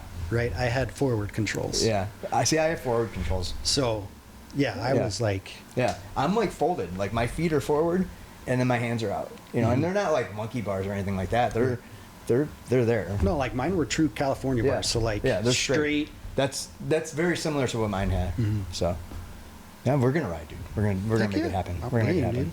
I don't know about 600 miles, but we'll ride. Ah, you gotta man up. Just throw some Like, bags out. you gotta Throw some man up. bags on it, you'd be all right. Yeah, maybe.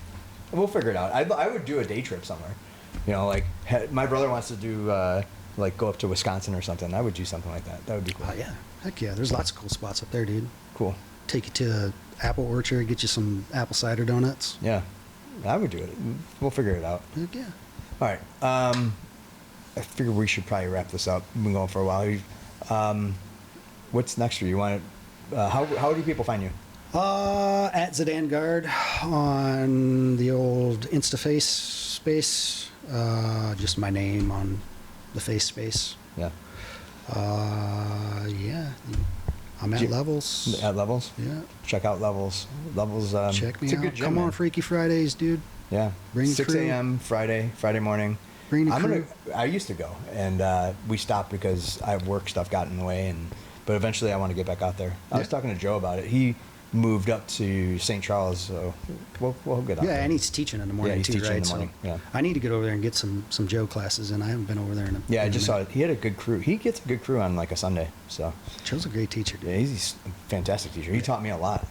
He's amazing. I mean, I pretty much have talked about that at exhaustion at times, but like Yeah. he, especially the early days of jiu-jitsu for me, he taught me a lot. He So, makes me want to be a better person yeah, in general, yeah.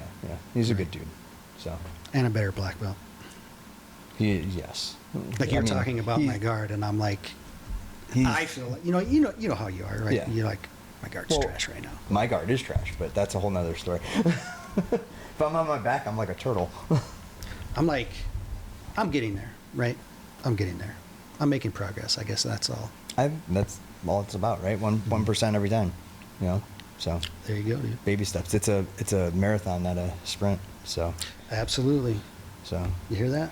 Yeah. I tell him that all the time. I'm all like, the sport has so much burnout, and we talked about it early on. Like, yeah, you can literally exhaust yourself and just stop. So pace yourself. It's not. Not only that, like, take care of your body. Yeah. Oh Like, yeah. Recovery is huge. if We've I been could- talking about that a lot lately If too. I could tell my 20-year-old self, Yeah. like, the checks that I'm paying for Oh now. yeah. Oh yeah. What do you do for recovery? Oh, not as much as I need to. I got foam rollers and that kind of stuff. Yeah. Right. Do you do yoga or anything? No. Yeah, I'm terrible at stretching. I love yoga. I cannot stand yoga. Oh, I love yoga. I can't do it here at home. It's got to be hot. I if love it's the a- idea of yoga. Yeah. Well, stretching, sure. Yeah, I love the idea of yoga. I We're just can't. do We're it. also terrible at like just stretching in general, right? Like after training or whatever, you're not on the side of the mats like stretching things out. You're just like I usually cleaning up try. and- I usually try to. So Do you? I stretch 20 minutes before class, and then I usually spend Oh, good for you. 10 minutes after class. Good for you. I am terrible at it. I'm I like have to. literally, I'm jumping in, jumping out, and out. Yeah? Yeah. I can't do that. If I go in cold, I'm breaking something. Well, and I do. Usually, like something's hurting by the time I'm done. yeah, so. I got to get the blood flowing and Yeah. stretch my bones. Yeah. Yeah. Yeah, you probably should just like take the like, especially like an open mat. First round, just stretch, and when you're done, last Well, round, stretch. And Yeah. head out. I probably should. You're right. Yeah. Like I just literally open mat. It's like, all right, let's go. Boom. Yeah. We're in. We're in for I it. can't do it. Baldy does it, and I'm like, I don't understand how you do it. Oh yeah, he's a whole. Talk about another technique guy. That Yeah. guy is I'm like, I fabulous don't know. too. I don't know how you do it, Baldy. Yeah, I don't know. Come in cold. He's like, Yeah. man. He walks in with his gi on, and like shoes off, gets on the mat, starts rolling, Yeah. and then leaves just like that. Yeah. So it's like, Yeah. Like, you're insane, man. yeah, yeah. My knees would be going. Oh yeah, I'm cracking all the time. I can't even turn my head without it cracking. You know, it's Right? terrible. Walking up the stairs every. Oh yeah, his knees. Your knees? He's 16, and you walk up the stairs behind him, all you hear is. That's wrestling, dude. Yeah. That's what that is. Yeah. Yeah, Yeah. It's kind of bad, but like, it doesn't affect me right now. it will. It will. It will. Yeah. That's why. Wait 30 years. Yeah. Yeah. That's why. So that's why I started looking at ice baths and saunas and stuff like that. Yeah. Like just for recovery phases. You know, I need infrared to- lights are. I need to supposed do that. I need to do more. Like, and my wife is gonna laugh when she sees this, right? Because she yells at me all the time about like, you need to do more than jujitsu. Yeah, it's longevity. You don't lift or anything. I don't. I need to though. Yeah, you I should. really, really need to. You really should. Like it. Well, it depends on how. Yeah, like. It depends on how intense your rounds are. You know, like if you flow roll, I think you're safe. If you're like competition rolling, you should be lifting and recovering. Oh, absolutely. You know? Absolutely. I mean, I haven't competed since. Well, it's been a year. Yeah. Since I broke my rib Yeah. at the last IBJJF. Right. Right. And going back to your point about like teaching and competing. Yeah, you're more about giving back these days, right? Well, it's how do I do both at the same time? I Right. can't. It's hard. I It's can't hard. do it. Right. It's not that I don't want to, but in order for me to be able to do that, I got to be selfish. Right. And that's difficult. Yeah. Yeah. I got a question for you. Yeah. What's up next? What's up next for you? So I'm just done with Fargo. I saw that. Yeah. Probably more wrestling, obviously. I think school's gonna start. I'm getting my license in like Monday. I'm Okay. getting my license then, and then there'll probably be practice Tuesday. Dad, can I let you drive Yeah. the vet? No, I don't even know how to drive stick. You don't? No, I don't. Oh, Yeah. We got to fix that problem. Yeah, I'm like, Anyway. you gotta teach me how to drive stick. He's like, nope. And I'm like, all right. But probably there's gonna be a preseason nationals, and that's probably what I'm be doing. Okay. That preseason nationals, and that's like Midwest nationals. It's like, all the Midwest. Yeah, and there's okay. like, last time I did it, I didn't cut for the weight. I like went up like to 120, Mhm. and like these guys were cutting down from like 120 or like 132, so they're like gigantic compared Yeah. to me. I'm just getting like out muscled. So I Mhm. think this time I'm gonna cut down, and like now I'm like actually at 120, so I'll be like cutting down to 120 and be good at my weight and be actually strong, rather than going up and like not cutting at all and just being like fat and getting like out muscled by these guys. Right, pushed like, around. Yeah, like I can out technique them, but it's like if they can just snap me down, it's kind of over. I mean, people don't realize it, man. 5 pounds in wrestling is a lot. Yeah. Well, I did a jiu-jitsu tournament. It was not Tap Out Cancer. It was like Grappling Industries, maybe something like that. And what was it? 'Cause it's over there. Oh no, it was Naga or New Breed. Yeah, it was New Breed. And I did the 135, 145 weight class for blue belt. For gi, I didn't do no gi. Or did I do? No, I did like the 16-year-old. In what? No gi for New Breed.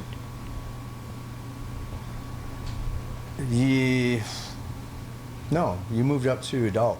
Well, yeah, for no gi, because I didn't do adult no gi. Oh yeah. Yeah. Because they bumped him. They didn't. The guy no showed. Yeah. That was supposed to be in his bracket. Yeah. And then they bumped him up to. For no gi, you did your normal one, but there were supposed to be like 2 other people, and one of them didn't show up. Yeah. And then in gi, they bumped him up to 140. It was like 135, 145. Yeah.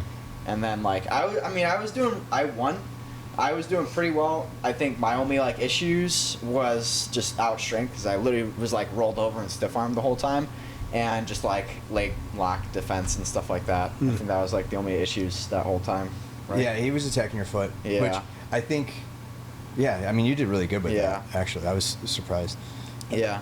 Like I was able to like boot it the whole time. Like he never got like a significant bite on it. Yeah. And then eventually I got out of it and got to his back. I just wasn't the final match. I wasn't able to finish the dude, but the first guy I did. Yeah. So. Yeah. Nice. But I think- He's had some. At least the last couple of years since he got his blue belt. He has not gone against someone his own size and weight. Yeah. I've never. Yeah, I've it's like never- us, right? Like it's very rare that. I mean, even you and I. Yeah. Like, Yeah. technically, Yeah, you're a small guy. I'm supposed to be. You're rooster. Yeah, I was gonna say you're more of a rooster weight than you are a light feather. Right, And but- I'm probably more close. Well, now I'm definitely closer to feather than I am light feather. Yeah. But like I'll cut down obviously the light feather. See, I refuse to cut in my old age. You don't have to. Like You can't. I would have to like truly make rooster. Yeah. Like where I'm supposed to be Yeah, but competing what at. are we talking? Like 3-4 pounds? Nowadays, probably a little bit more than that. It's probably 5 to 8. Yeah. I mean, which I could do. Sure. Like I could do, but Right. no. Yeah. I'm 46 years old. Yeah. Like Yeah. I'm good.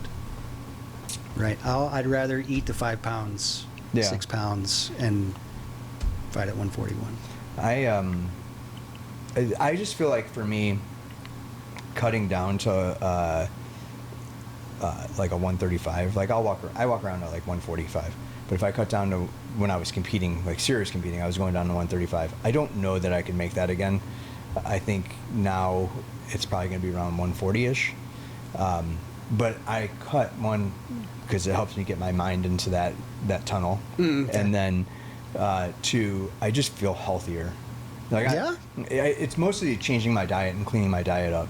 Otherwise, I'm eating garbage, you know? Yeah, competition mode, like definitely cleaning the diet up helps you Yeah. feel better, right? Yeah. Stop And drinking beer. Less inflammation. Right. So, like right now, everything's inflamed, you know? Right. But if someone said, hey, we're going to have you compete next month, I'd be like, done. Let's just, everything changes, you know? That's when you flip that switch from teaching to competing that we Right. talked about, right? Right. So, yeah. Yeah. You get me excited, man. All right. You do. You motivate me, dude, because like you not just from like the wrestling side of things, from a jiu-jitsu perspective too.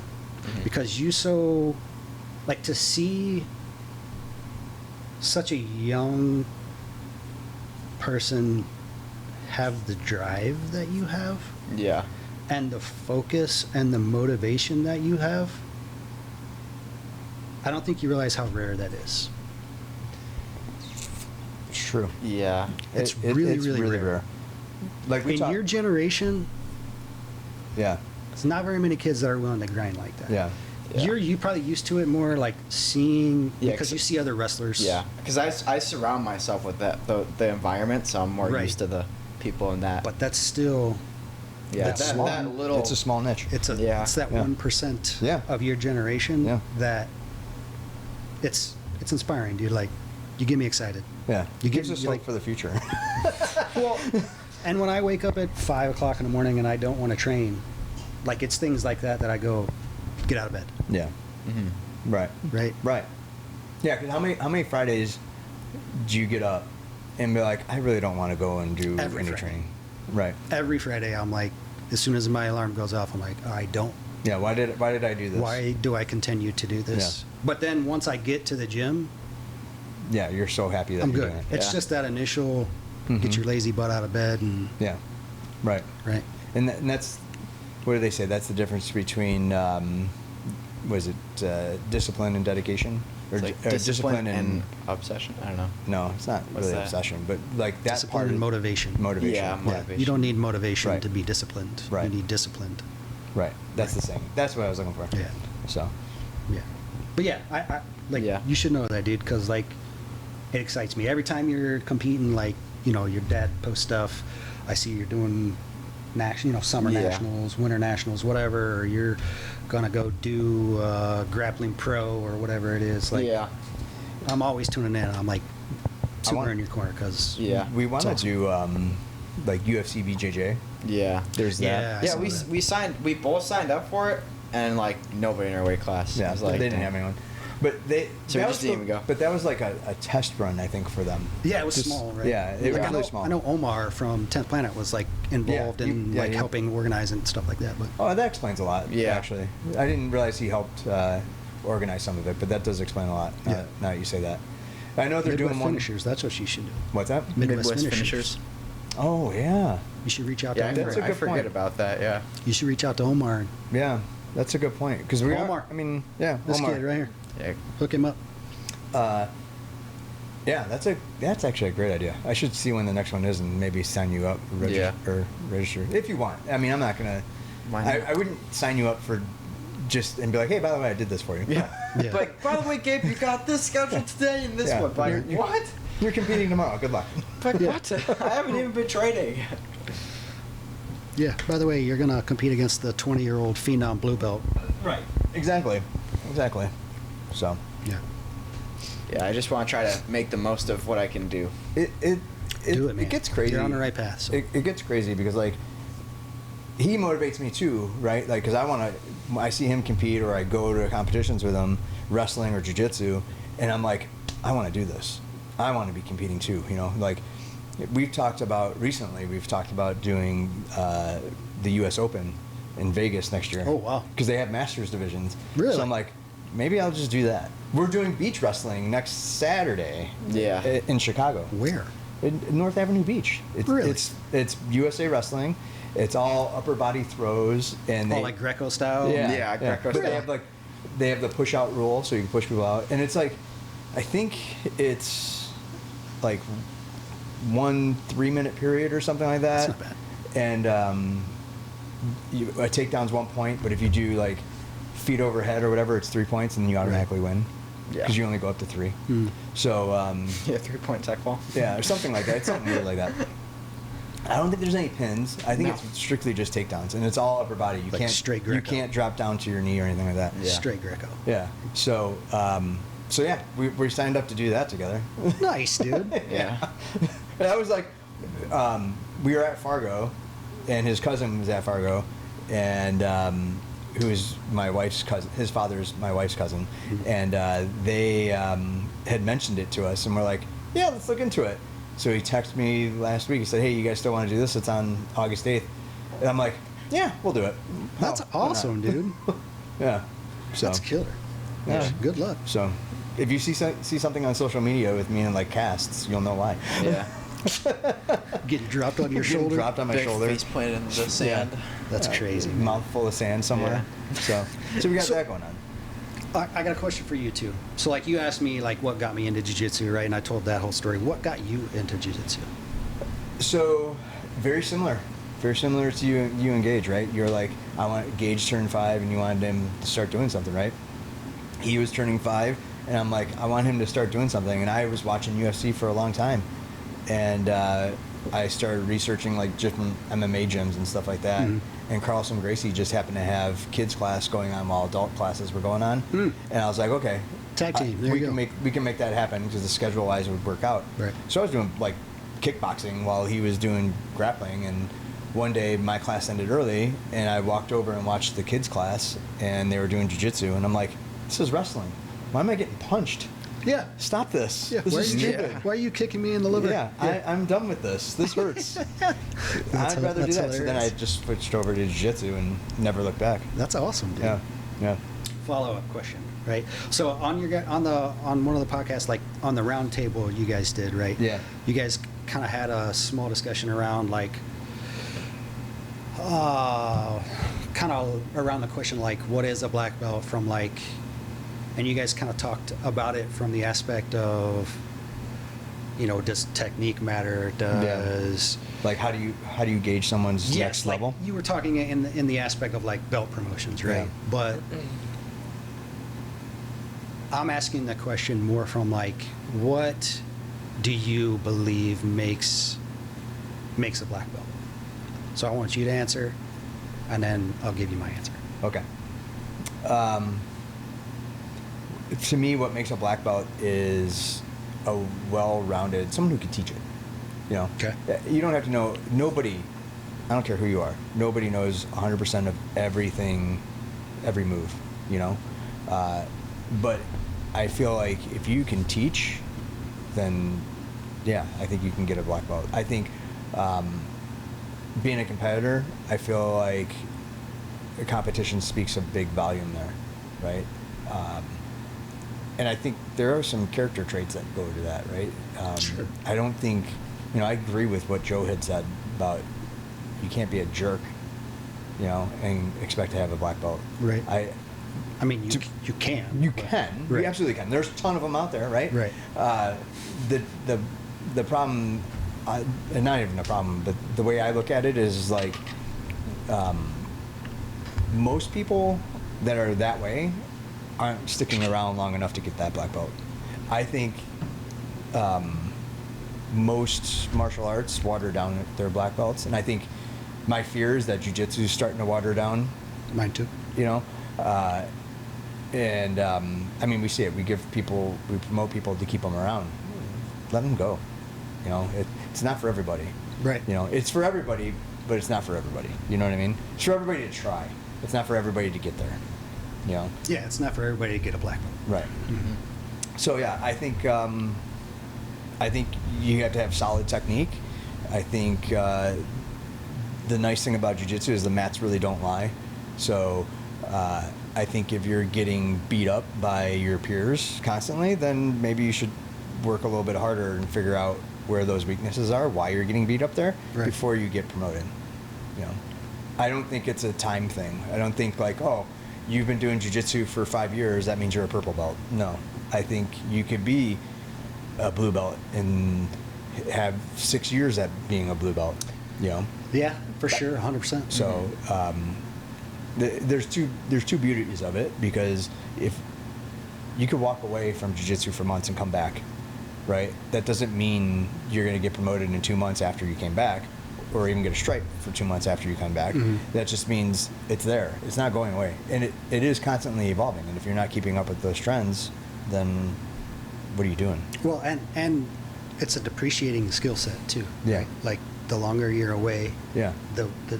the worse your timing is, the Yeah. worse your jiu-jitsu is, right? Yeah. So like, and honestly, the older that you get, the harder it is, because like now you're, you know, kind of like what you were saying. Like we have a guy, I don't know how old he is. He's got to be in his 60s, but I wouldn't expect him to be doing like ninja rolls, or I wouldn't expect him to do anything inverted, right? right. Does that mean that he couldn't be a black belt? No, I think he can be. You know, like I said, you don't have to know every move. You just have to be able to teach those types of moves, you know? Yeah. I think from a teaching perspective, I think that definitely puts you a leg up. And I say that from the aspect of for me at least, teaching forced me to pay attention to the little details, right? Like oftentimes black belts talk about this, or they talk about like hidden jiu-jitsu and all, whatever catchphrases they want to use. But to me, like, it's the fine details. That's what makes that difference. Like, it's the reason I teach the way that I teach, because like nobody ever told me the fine details. Yeah. Nobody said, don't grab the grip like this, grab it like this because of that, right? Unless you specifically asked. Right. Yeah, they don't explain. When you're demoing, the average person's not explaining that. Right. And I think that's what makes, like, the Joes of the world and the Aarons of the world great teachers and great black belts, because they do, and you do that. Right. So, like, when I this is why I don't think I'm such a great black belt, because I don't, you know, I'll see it like as they're drilling, and then I'll be like, all right, come back, you know, I missed this, because when I'm teaching, I take things for granted sometimes, like it's almost common sense, you know, but we have to be able to sometimes it's muscle memory. Yeah, we have to pull that common sense out in order to explain it, right? Because what's common sense to us may not be common sense to like his generation or anything. Right. You know? That said, I don't think you have to be able to teach to be a black belt. I think that you'll be a far better black belt if you have that capability. But I also understand that there are certain individuals that they're never going to be able to teach. So when I say teach, I don't mean like getting in front of a class and teach it. I mean like workshop it with someone at an open mat. Oh, okay. You know, that's what I mean by that. So sorry. Yeah. I agree. I don't think you should have to teach a class in order to get a belt. I agree with you. Okay. So then we're on the same page there. To me, that's a smaller piece, like for being a black belt. Like, to me, the number one thing that you have to have, from my perspective, to be a black belt is good ethics and good morals. Like, you have to be a good person. Yeah. I feel like this sport kind of weeds those out. Not all the way. It's not foolproof, right? But I feel like, you know, we talk about leaving the ego at the door type thing, but I feel like some people with more, you know, bad morals or just jackasses to begin in general are usually the ones that have like a big ego, and they don't check it at the door, and they don't stick around, you know. Typically, yeah. Or they get humbled really, really quickly, and things change. Right.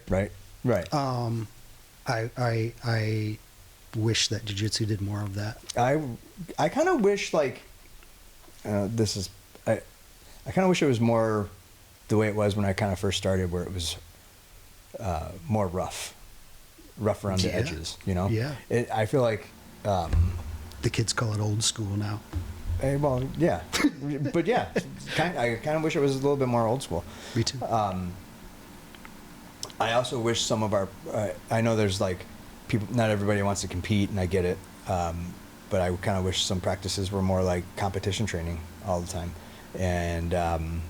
because you could still learn something in a competition class, right? Like, think about wrestling practices. Those are very equivalent to a jiu-jitsu competition training class, you know? And that, like, was Tuesday at wrestling practice. Like, that was just the norm. Right, right. Like, I'm curious on his take on both of those comments. Like, you've been doing jiu-jitsu for a while. Yeah. We know that you're a blue belt, but you're just starting to get into the adult belts, right? Phases, yeah. But what do you see in a black belt? Leadership, I feel like, is definitely something. That's good. Because, like, if you're the black belt, you're, like, the highest of all the belts, and you should just be able to, like... I feel like if you're a black belt, you should be a leader, and you should be leading the other belts up to your point. Because I feel like, especially, like, being a teacher as a black belt, like, because there's two types. There's, like, the teaching and the competitor. And the competitor. Yep. If you're a teacher, your goal should be like to be able to lift these people up, the leadership, to bring them up to your level and be able to be as good as you or even better, and like see how far you can get with them. Like if you're on the competitive side, you can still like teach and learn, but you can also like lead others to follow in your footsteps, and like try to push others to be better. I feel like that's like in that way, because like for wrestling, that'd be like the seniors. I feel like what I mean, like seniors. Yeah, in high school. seniors would be like that leadership black belt kind of like level, because they've already gone like as black belt. You've already gone through all the phases, and you've seen all what they've seen. So you should be able to guide them through that way and make them reach your point. That's what I kind of see a black belt as, like that high leadership level. Yeah, that's a very good point. Yeah. Like you're describing really two different kinds of leadership, right? Right. Like the competitor, the comp black belt, it's lead by example. Yeah. Right? And then you have the instructor who's still leading by example, or should be, but is also like being a traditional leader from like a mentorship Right. and knowledge and I don't want to use the word grooming, but like I feel like grooming's got such a cloud Yeah, it's over like it, a but I know what negative- you mean by that, right? but you understand what I'm Yeah, saying, right? Like right. taking people under your wing and going, Yeah. Right. hey, no, like seeing your potential, right? Making you Yeah. realize your potential. Mentorship. Yeah, Yeah. mentorship. Yeah. There you go. Yeah. Yeah, because Yeah. I always see there's like two sides to every like belt, because you can be like the teacher and you can be the competitive side, but I feel like on both, like for both of them, you just have to be a leader in both. Like they're different kind of leader, but the Yeah. same like Yeah, like it's moral different thing. styles. I think, Yeah. I think that's a great way to look at it too, because I actually think like I always think that at every belt level you have something to teach back, Yes. right? Oh, yeah. Like, and I feel like blue belts can help white belts. I think white belts can help white belts. Yeah. And purples help blue, and so on, right? Yeah. So I like that. Yeah. The leadership perspective of it. That's a I good agree. one. Yeah. I agree. That's how I see it. What about, so at levels, do you guys do warm-ups, like the line drills and everything? Depends on who's teaching class. Yeah. So it's whatever their style is. Yeah. Typically, like Brett and those guys, Andy, Andy and Esam, like they typically do a warm up. Yeah. I don't like recently. I haven't been doing warm ups. I used to. I make the kids warm up just because it's kids. Yeah. Because it gets some of their energy out and forces them to focus, things like that. I think it's important. I think it's more important for kids because, like, shrimping is huge. Oh yeah. You know, and like even at the adult levels, like we don't do enough of it. You know. Oh yeah, for sure. So I think they are important. I agree. I don't know that I'd do it for every class. Like It's kinda- I'm more when I'm teaching nowadays. Like I want you to drill Yeah. because I feel like that's where. That's your warm up. Yeah. And I feel like that's where 99% of people who do jiu-jitsu skip. Mm-hmm. Yeah, I agree. They don't just drill and drill and drill and drill. They'll do it 2 times and then they want to sit and jibber jabber about Right. whatever they're going to jibber jabber about. You Right. know what I mean? That was like one of my biggest pet peeves Right. coming up through the ranks. I was like, shut up. I don't want to talk. I want to drill. Right. That's how I would. Now it's different. Like now I'll sit on the wall and have a conversation the whole class. Right. You know? Mhm. But there are times where I want to drill too. So, Yeah. and when I want to drill, it's like, okay, I don't want to have a conversation. This is a drill. Yeah, Or I don't. If you're going to have a conversation with me, at least tell me what I'm doing wrong in my drill. You know? Right. Yeah, exactly. Yeah, pay attention to what you're doing, right? Right. Like, Right. Yeah. That's why, like, I go back to like wrestling class or wrestling training compared to jiu-jitsu training.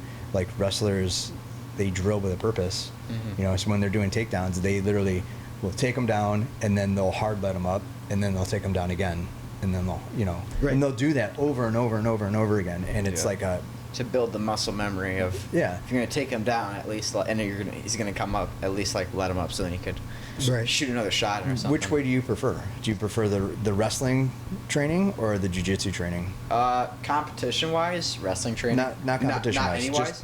In like, general. so let's say yesterday you went to that Bennett thing? You went to that Bennett Yeah. thing, right? And compare the two, right? Like how you drilled at Bennett to how you would take a normal jiu-jitsu class. I mean, Bennett, I think I like that drilling more. I mean, it was kind of the same.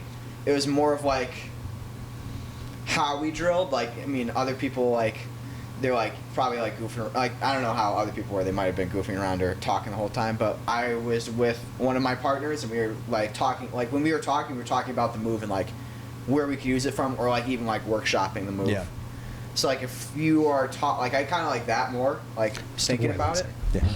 I like the, like if you're gonna talk about the move and how you could workshop it and hit other moves off of it. Like we were thinking like, because it was like an arm drag and we were arm dragging, or no, it was like a, whatever. It was some move to a shot and we were wondering if we could hit that move to a different shot, and we tried to workshop that as well and got some coaches to ask. And like just, we would ask coaches like if we were getting it wrong or like just that in general. Like, I mean, you can, depending on the move, like if it's like beginning of practice and it's like you've done the move over and over again, it's just kind of like muscle memory at this point, then I guess you could talk like just regularly. But if it's like something like you're learning right now or like you're trying to really get better at, you should try to focus on the move and talk either about the move or just don't talk at all. So do you find in jiu-jitsu, like what Don was saying, Yeah. is in jiu-jitsu, like you'll do the move 2 or 3 times and then start having a conversation with your partner that is completely unrelated. Yeah. Honestly, it depends on my partner. Yeah. That I'll be talking with. Like if I don't know them, then I'm not gonna be talking. I'll probably just be drilling the whole time. If I know them, it'll be like talking about like something that like just happened or something like that. And I mean that does happen time to time, but it's not like a habit that I would like to happen. It's more of like it just happens. Like obviously jiu-jitsu is not the social hour, is what some coaches say. I feel like, but I think It could be. I think it is. Yeah. In at times, Yes. right? Like, then again, there's a time and place for that too. Yeah, I You just know? always have the competitive mindset. Yeah. Because I'm a competitive athlete, and I always like especially like if we're doing like the King of the Ring or like King of the Mat. Yeah, King of Mat. I always like think like competitive. I'm like I want to be in the middle the whole time and not want to come out. Like even like it does like even if like they're like double my size and they could just outstrength me or just better than me in general, I still want to be in the middle.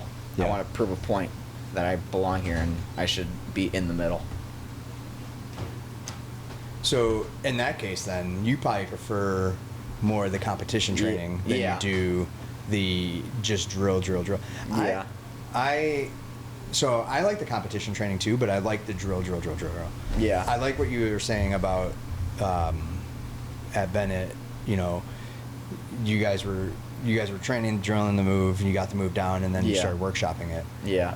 When I was a blue belt and purple belt, Chelsea, who was my training partner at the time, Yeah. we would do that. Like the conversations we would have is like we would start drilling, and then we'd try to like. She's an engineer, so we'd always try to like reverse engineer the move to figure out, okay, what's the counter? They're not showing us the counter, but let's figure out how would we counter this, and then break that down, and we'd like go down rabbit holes of this for a class. Yeah, because they never show counters. I feel like depending on the class, usually No, there it's is. like it's usually a separate class. Yeah, well, yeah, it usually is. Like for wrestling, it'd be like not going to show takedown defense for some takedown that you're learning. Like But sometimes it's not as simple as just a sprawl. You have to like do different things. One of the things that I started doing in the kids wrestling class that I started doing is teaching like, okay, if you're doing a single leg, here's your single leg, and then we drill that for like the first half, and then the second half was here's how you're going to counter that, and then we do like a couple live rounds. So now you knew how to take them down and finish it, and you knew how to counter it. So why'd you let them take you down? Right. So Yeah. yeah. It makes sense. I've been structuring my my jiu-jitsu classes that way for the adults, right? Like, so if we're doing half guard, Mhm. right, and fundamentals, you know, here's, you know, the sweep series that we're going to work for the next month, Yeah. right? In advanced, we're learning headquarters passing. Okay, so you guys are doing completely different classes then. Well, right? but they're counters to each Yeah, other, right? right. So like, but you're not saying that this is a counter to knee shield. Like, Right. here's specifically, like, you can go, you know, blah blah blah. It's like, okay, he's playing half guard knee shield. What's the easiest way to get around half guard knee shield? Move his knee out of the Move way. his How knee do out you of the do way. that? Let's go to headquarters, and Right. here's a whole series of headquarters passing that you can work, right? Yeah. So that in between classes, right, those that are coming on a consistent basis, they're working both skills. So they see both Right, they sides see of it. both sides. It's of like the- hinting at it, like poking with the stick. That's a like, good hey. way to do it too. That is a really good way to do it. Like I've told, I've mentioned this to Joe, that he used to get so mad at me when again when I was a blue belt, and I'd go to pass his guard and I wasn't doing it specifically the way that he wanted me to do it. Right? He would get so mad at me, and I'd be like, dude, there's more than one way to do this. You know, and I don't want to be that guy that's like, hey, did I pass your guard? It worked the way I did it. Let it go. That's not what I meant by any of that. Right. I just meant like, hey, I can, if I switch my hips to go this way instead of going that way, it's easier for me, for my body type, to do it that way. Right. You know, so there's differences there. Certainly. You know. Certainly. So not that what he was showing me was wrong. The way he was showing me was great. It's just my brain couldn't process it. You know, Right, at the but- time. It works for me now. Right. You know. But that's what he was trying to beat into your Yes. head. No, I want Yeah. you to hammer Absolutely. this one Absolutely. thing until this one thing makes sense yeah. to you. Oh yeah, and he would too. Like we were just sparring. We would always get in early. This is what I mean by Joe was always there. We, especially on Wednesdays, we'd get in early. During the kids program, there was no other class, so at that time, so Gabe would be doing the kids class, and then Joe would show up early, and we would drill for a little bit, and then we'd spar, and then we would take our class, you know, at like 7:00 or whatever, Right. and then we'd spar again afterwards, you know, and during the early sessions, we'd be drilling, and he was drilling the way that I love to drill too, because like what I mean by drilling with a purpose is like, first you're letting your body do it, right? So there's zero resistance, but then Right. you slowly, gradually 10%, add 20%, yeah. right. And every time you'd add, you know, it was getting harder and harder to like say a pass. And I wasn't doing it a specific way that he likes or teaches it, right? And he'd be like, nope, do it again. Nope, do it again. Nope, do it again. Right. And like we were there for a good 45 minutes doing that, and then we'd go live, you know. So like that type of thing, that's what I would appreciate. And like I said, Joe's taught me a lot from that. So Yeah. and I mean the way he teaches now is very similar to that.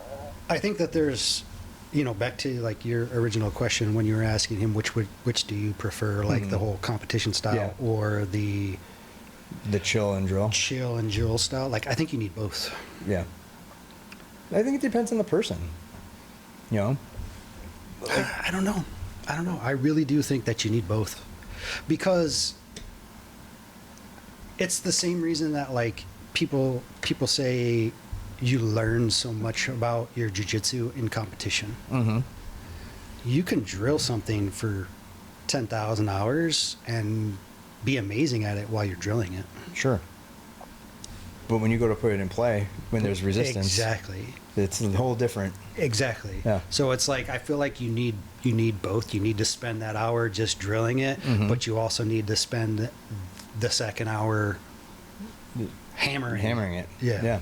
Yeah, because like, and that's another reason why, like, if you don't compete, like I said, competing is not for everybody. There's a lot of pressure on people that compete. Sure. You know, but that's where the open mats come into play, and that's why Absolutely. that's why I do believe that the mats don't lie, because you could drill something over and over and over and over again with zero resistance, that doesn't mean you're doing it the right way. Right. And Yeah, when you're just drilled 10,000 Yeah. times a mistake. right, Yeah. right, you're making yourself worse. You know. Right. So that's why like open mats and the live rounds after a class are so important to your jiu-jitsu, because drilling is important, but the live rounds are more important, if that makes any sense. You know? Asking questions. Asking questions is way more important. And yes, So, absolutely. That's perfect thing. like you cannot get better unless you ask questions, Yeah. and not everyone is gonna just freely offer up Yeah. information. I think there's two people to that, right? Like, I was always shy, so I never really wanted to ask questions and make myself look like an idiot. Mhm. But the older I get, the more I realize life's not that serious, so I'm an idiot. And I'm fine being an idiot, you know? Yeah. So I will ask the dumbest question. I don't care if it is something I should already know. Sometimes I'm asking something I already know because I feel like there's probably people in the room that are afraid to ask that question. Right. And I'm just going to ask it, you know? So, Yeah, I take the self-deprecating approach. I go, I'm dumb, so Yeah. can you tell me that again? Like, show me that Right. again, because I'm not getting it. right. Like, my belt may be a black belt, but that doesn't mean I know anything about anything. So, Right. Yeah, literally, I'm dumb, so you got to break it down to the 3rd grade level for me, because Yeah. it's not processing in my ADD brain, right? right, So, exactly. How are you with asking questions? Usually I just don't, because Yeah. I'm like, I just don't think about it. And then like if I'm like with a partner who asks questions, then we'll You'll follow add up with to like, yeah, I'll add to it. Yeah. But usually I'm not asking. See, and that's what I main mean. questions. Like, especially, and my targeting audience is usually like the teenagers, because they're the ones who are like really self-conscious. You know, they don't want to ask those questions or ask any question. look, because we're they're- telling you right now, ask questions. Yeah. I would 1,000%. Ask. As a teacher, I would rather you ask questions like Mhm. than not. Yeah. If you just stare at me with zero feedback, Yeah. I mean, it's a two-way. It's a two-way thing, right? So like, if you're not asking questions, the assumption is you got it. But the Yeah. reality Or is you don't care. don't. Or you don't care. Yeah. Or you don't Yeah. care. And the reality is you don't. You don't have it, and you probably do care. You just are afraid to ask. Yeah. Asking questions is huge. It's everything. It, Yeah. it gives feedback to your instructor, and your instructor, so that it's like, okay, I missed a detail because, you know, we're not perfect. Right. You know, so maybe I missed a detail, and usually you notice that when they're drilling it. You know, like Yeah, I'll walk I mean, around watching them drill, and I'll be like, all right, I missed this. Let's come back. Right. Yeah. You know. Yeah, I feel like over time, me asking questions has gone up. And then like sometimes like when I'm gonna ask a question, I wait because I feel like they're gonna answer it like before I even like ask a question. So sometimes I like wait to ask. never hesitate. Yeah. Ask it. Just ask. Ask it. Yeah. Like, I'm the type that, like, if I'm teaching and you ask a question that's like coming up next, Yeah.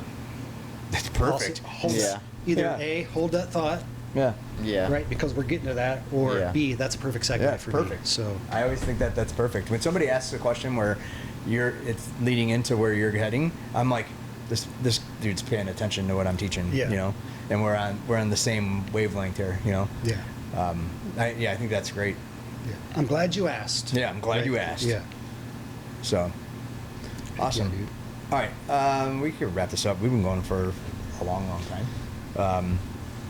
I again appreciate you coming by. Absolutely, man. You doing know, this. I always love hanging out with you guys. Yeah. So Well, we're gonna, like I said, we're gonna do that open mat, and then we'll do another roundtable. So. I'm in, dude. Yeah, I'm in. I you gotta guys think know of, if you I gotta think of some controversial topics for those Jiu-jitsu roundtables. topics. Yeah. controversial. I want to get like, yeah, I want to get not heated. I don't want to get heated, but I'm just curious on other people's I like thoughts. getting heated. You know. So, Let's do it, dude. I'm in. Cool. I'm in. all right. Well, until next time. Thanks for coming by. Absolutely. Thanks for having me, dude. It's an honor. Go to Levels. Check Don's classes out. Check out his Freaky Fridays. They're awesome. Bring your friends. Bring your friends. We like the dudes. Yeah. Come on in. All right.